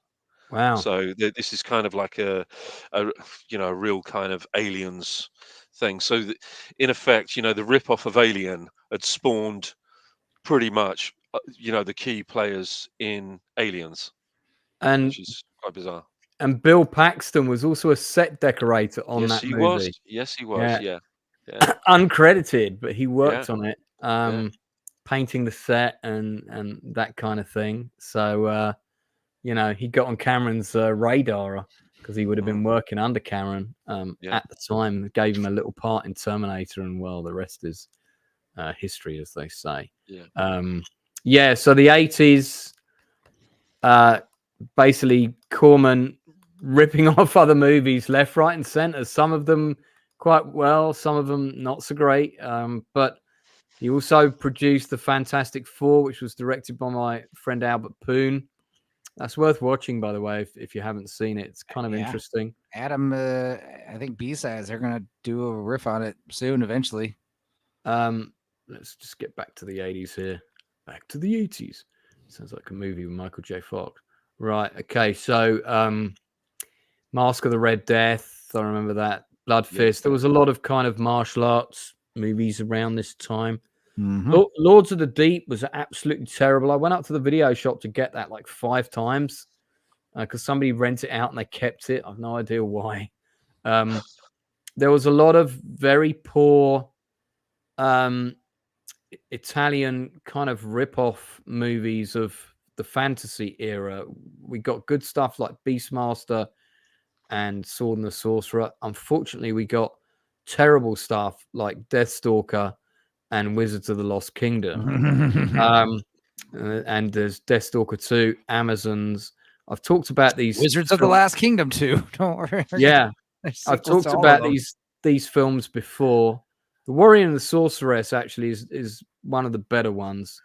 There's Deathstalker, you know, but they're very, you know, it's like, yeah, we're gonna rent out as many videos as we can. I wonder why kids rented this movie. Yeah, I can't think why. I'm sure a lot of teenage boys were like, yeah, let's get that. I saw that movie. It was terrible. Yeah. I remember renting Loose Screws, Screwballs 2 or whatever. That was yeah, I remember renting that. That was a titty movie for children. It's like, what in the world?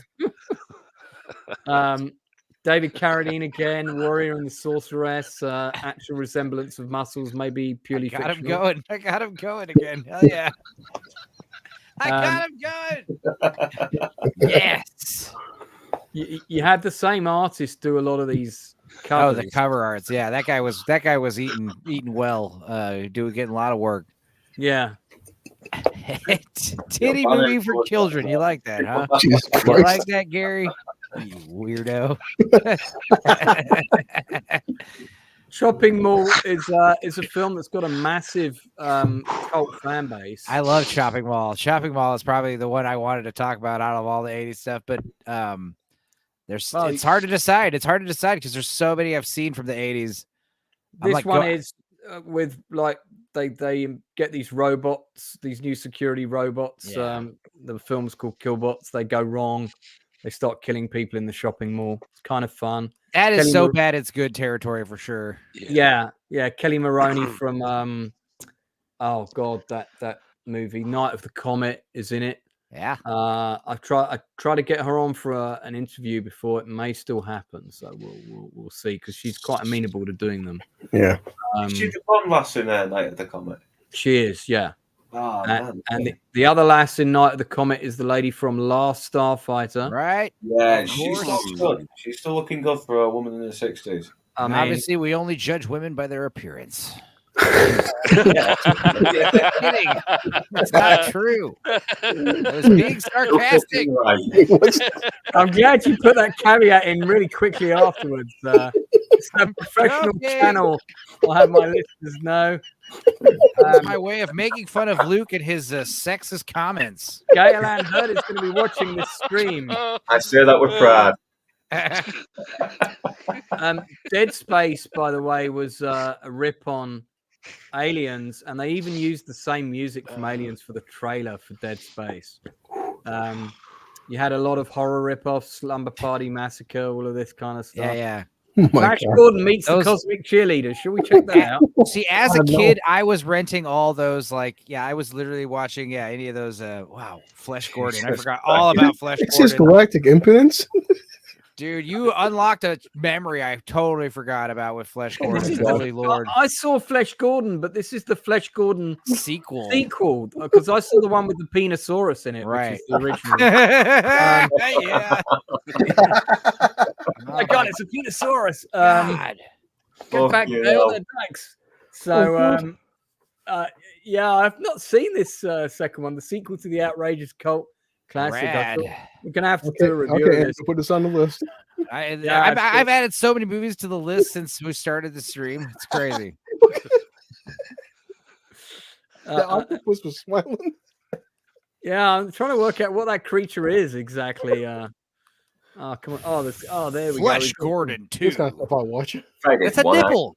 Was that a giant Whoa. nipple? Wow, No, she's covered. I mean, she's wearing a I bra. see why Roger Corman got this one released. IMDb can show nudity in stills, I think. So Yeah, but so far they're not nude. yeah, so far it'll happen eventually. Morgan Fox plays a character called Rabunda Hooters. Rabunda Hooters. That's just such a great first name by You've itself. got Queen Frigid. Oh my god. Chief Diarrhea, Mary Turd, Bob Turd, Little Poop. All right, we're throwing this on the list immediately. This has got to be a must-watch for I'm sure. gonna take some edibles for this one. Try to find it. Yeah, we're gonna see that. We're gonna see that. Yeah, now we're in my territory.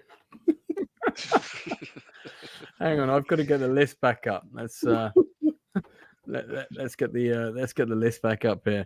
So I mean, the thing that amazes me is he basically never stopped working.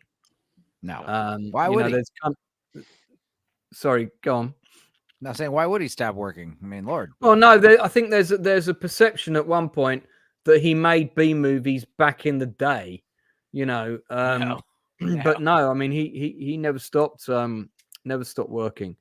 Yeah, 90s when we're sort of getting into the let's go back to the end of the 80s. Yeah, I mean, there's Shogun Assassin, beginning of the 80s. I saw that one. I saw obviously Saturday the 14th. I watched that with Blue Collar.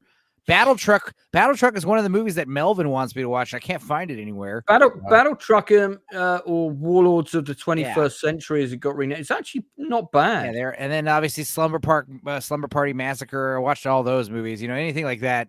Then there's what else? Fire and Ice. That one's a great animated Alf Brasky movie. Yeah, and that's then, a good film. Yeah. Screwballs 1 and 2. Talked about that. Suburbia is also good. Deathstalker's so bad it's good.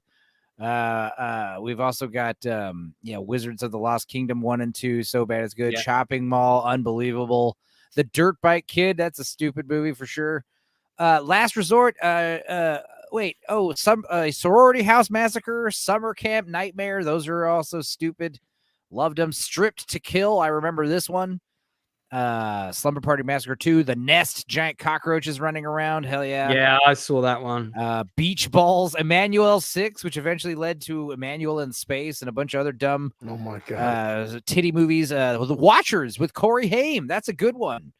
Then there's also Purple People. I think I saw that at the cinema. Watchers is good. Purple People Eater is a good family film. That's on the list to watch. That's quite a funny movie, Purple People. Yeah. There's some of these movies that are fun.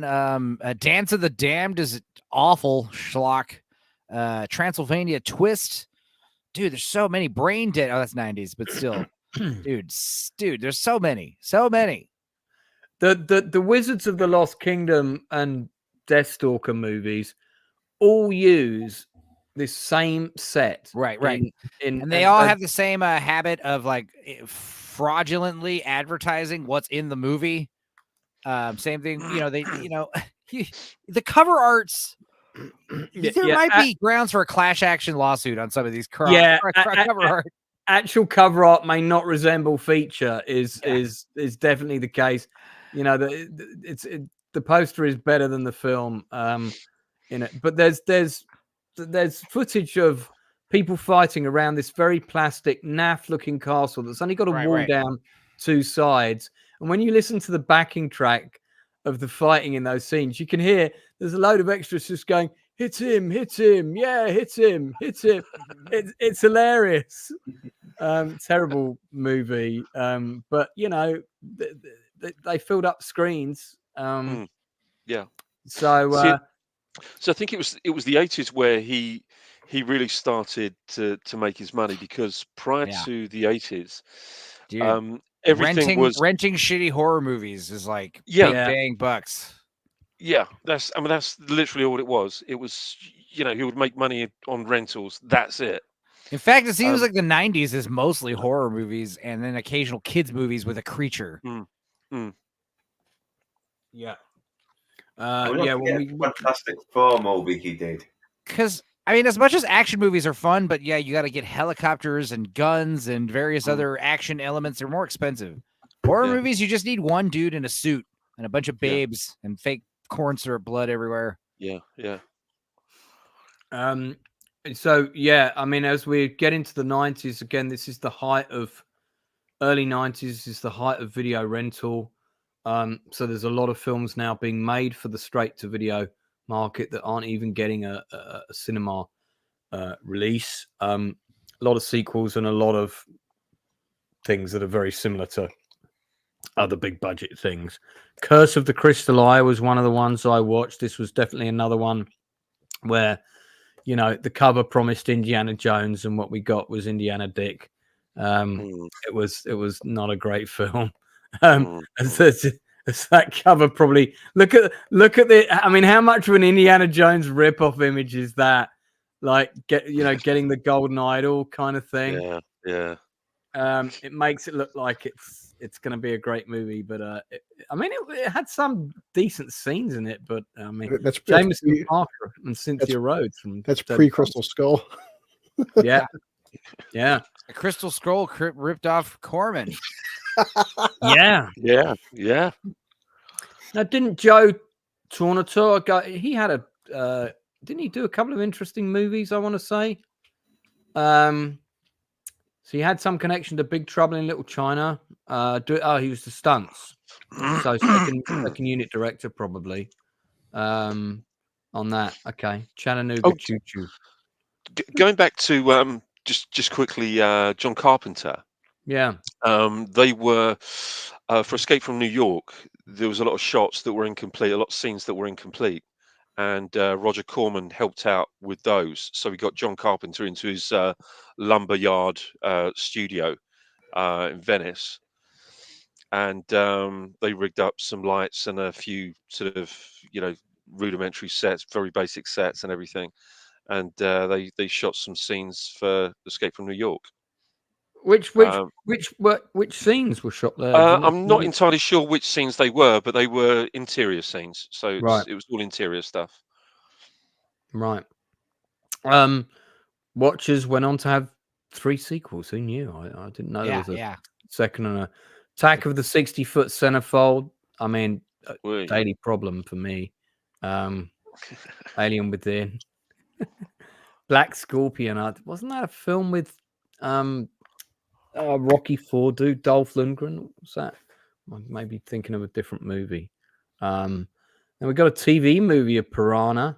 Yeah, he remade a lot of movies for TV. He remade The Wasp Woman. He remade Piranha. He remade Not of This Earth in the 90s. Caged Heat 3000. Yeah. Oh, come on. I was hoping for a larger image of this poster.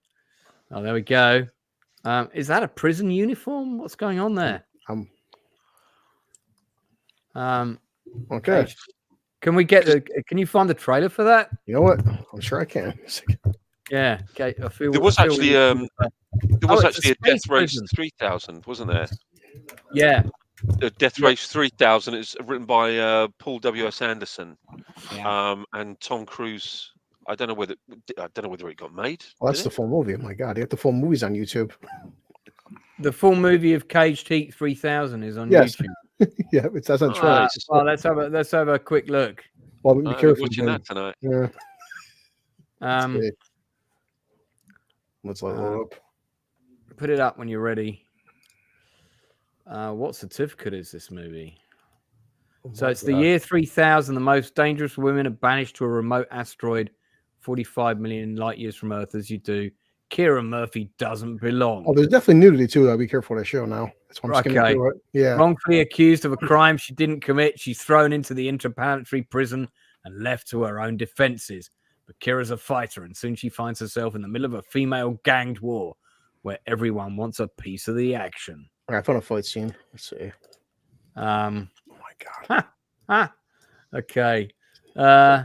Yeah. Well, in the 90s, I don't know. I mean, there's always some, in among all these, there's definitely gems for sure, dude. Totally. Yeah.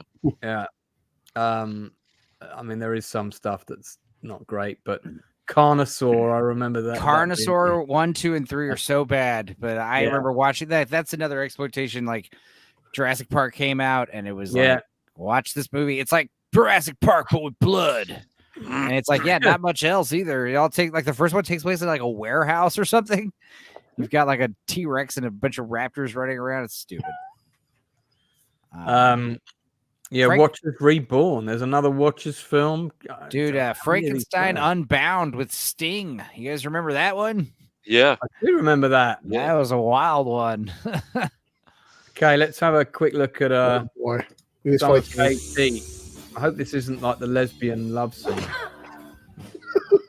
Okay, so what is this? A fight scene? It's a little.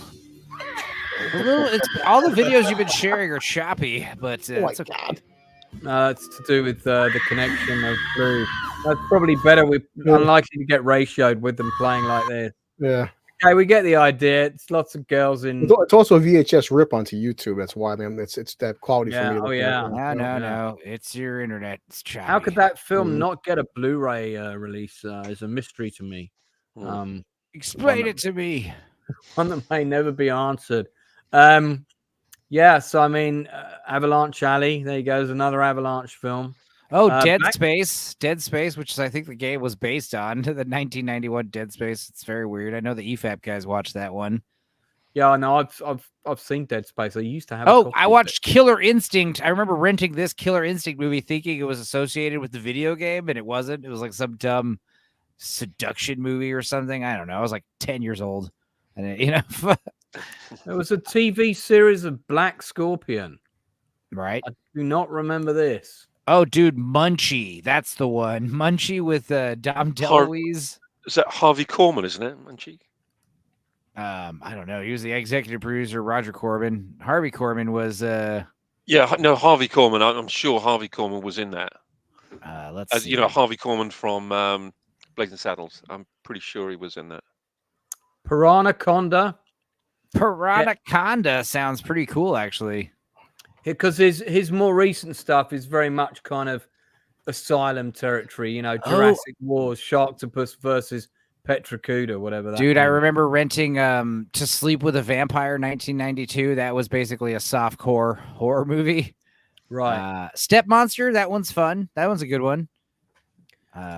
So he did do 2 Death Race movies towards the end of his career. Dude, the skateboard kid. That movie's awful. Yeah, I saw that. It was terrible. Of course, all the exploitive stuff. You know, there's like I said, we talked about Carnosaur mooching off of Jurassic Park. There's also there was another one. What was it? Strip Teaser coming out right when Strip Tease came out. So stupid. Yeah. Oh man, bad. Oh, this is all shot with like green screen and. Oh, not sure about this. Oh my God. Vampirella. That's right, the 90s Vampirella movie. I forgot about that. Oh boy. Space Jack. Are we watching something? Oh, no. Hang on. Yeah, I mean, what are we doing? You guys are. I thought I'd shared it. You hang on. You have to see this. I'm sorry. I thought I'd shared my screen. It's okay. It's like waiting. Yeah. For those people watching at home, don't do that. So, this is the trailer for. Thicker than the 70s versions as well.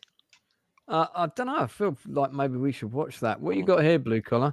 Oh, I found Piranhaconda. Yeah, early 2000s is where we start. Like 2000s is where we start getting into the stupid stuff, and the asylum. Basically, it's like you can sum up like the amount he does from 2000 all the way to present is about the same he did for the 80s, 90s, and 70s, like individually. That quality CGI right there. That's a snake. Let's take a giant snake, but make it ugly. Fuck. It's like a snake with like fetal alcohol syndrome. Michael Madsen. Why? Why? Low rent Johnny Depp lookalike are in it. Bad Michael. It's a bad day in paradise. Okay, that's enough of that. let's okay. Well, I'm sold. It's coming to the time where we need to wrap up, My especially God. as I've got an early start because I'm teaching an acting class in Birmingham tomorrow. Yeah, but guys, if you can pick one Roger Corman film, which one is it for you? Blue. Has something from the 80s. I forgot there's so many movies, dude. Well, Just pick Saturday the 14th. Pick Just one. I know for a fact you saw that one. Okay, Stupenzo. Terrible. As much as I love all the stupid stuff, I do like some of his kid movies, like Purple People Eater, and there was a few others.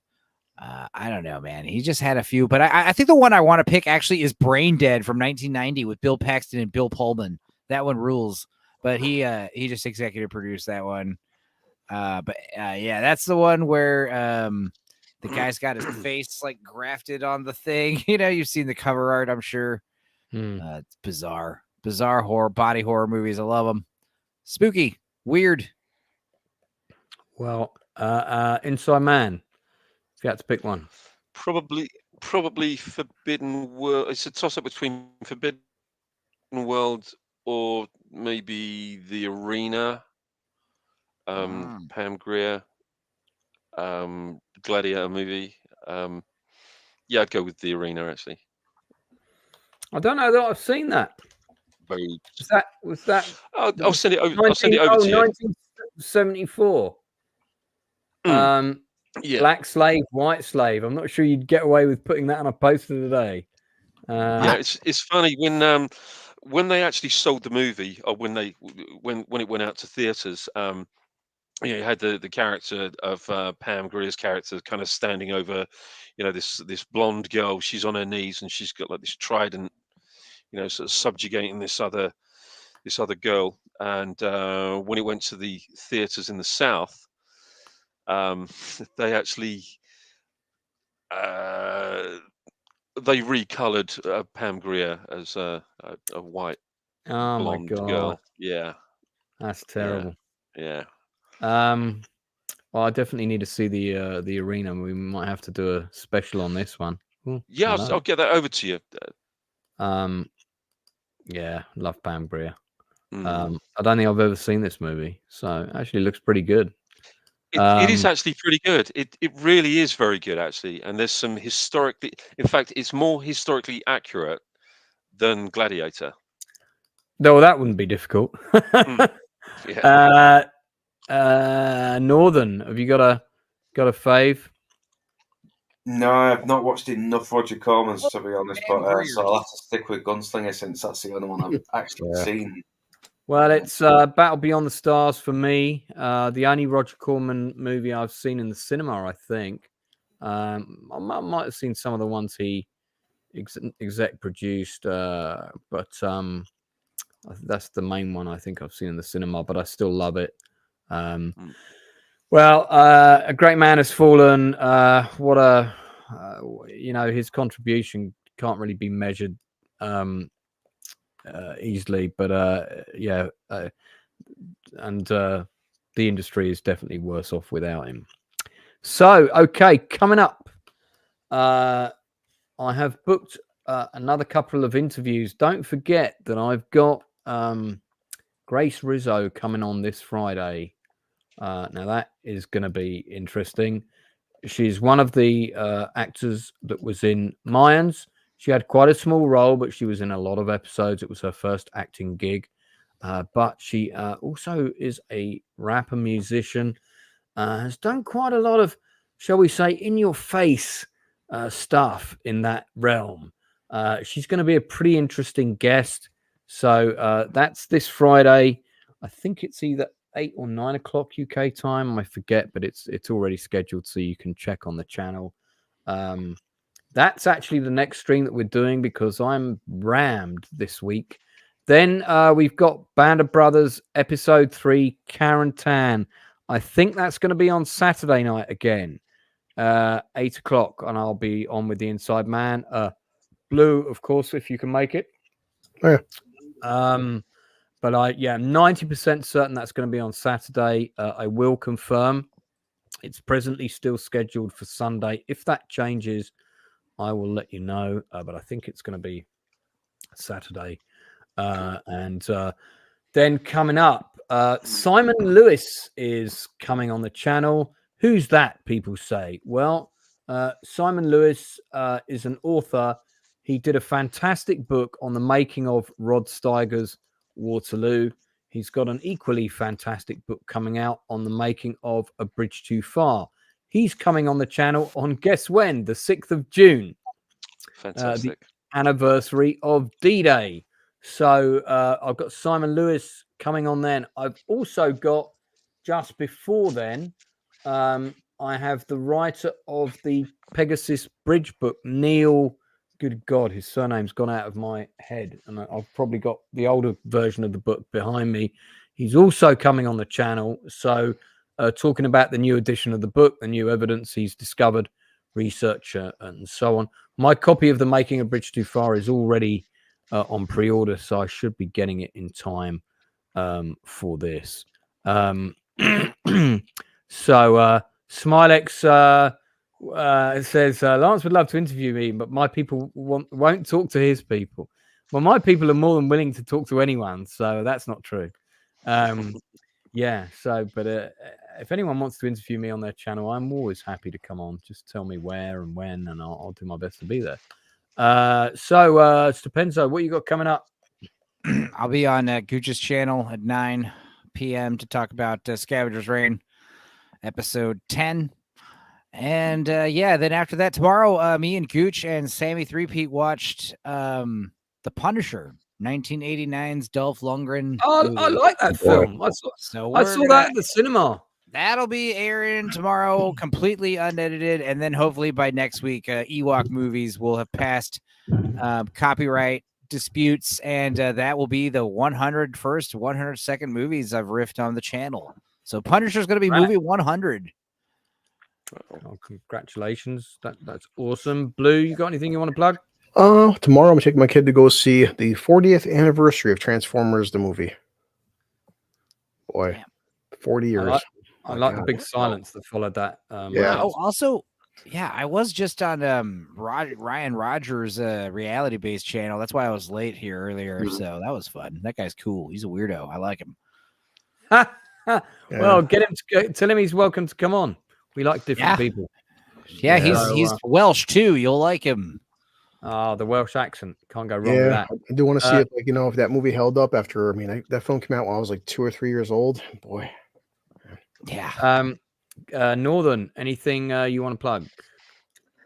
Yes, I'll be interviewing Natalie Kennedy, director of Blank, and her latest movie, Purgatory, on the 24th at 6 o'clock.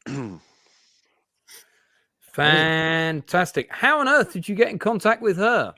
I just asked if she wants to do a stream, and she said, yeah. No, the correct answer to that is you met her through my channel. Well, apart from that, but I thought he was asking just how I got on one of my streams. That's all. Yeah, very good. Okay, fantastic. The movie that made an entire generation of boys cry. You talking about E.T. or what are we talking about here? Optimus Prime dying, man. Oh, okay. Yeah, well, I was too old to cry when Optimus Prime died. That's it from us, people. Thanks for tuning in. Really appreciate the love for the channel. The subs are creeping up. I'm nearly at 3,500. Trying to hit 5,000 subs by the time of the special anniversary stream, which is on the 14th, Sunday, the 14th of July. We're going to have a live movie quiz during that stream, as well as various guests popping in and out. So clear the decks, people, because it's going to be a long stream. It's going to be a lot of fun. And look forward to the quiz champions, seeing if they can maintain their title. So, it's going to be fantastic. Thanks for the chat. You've been really great. It's been great to see a load of the regulars in and also some new people as well. That's pretty much it from us. Again, condolences to the friends and relatives of Roger Corman. We will probably never see his like again. Don't forget to reach out to the people that you care about and tell them that you love them, because you never know what's around the corner. Until next time, we'll see you again real soon.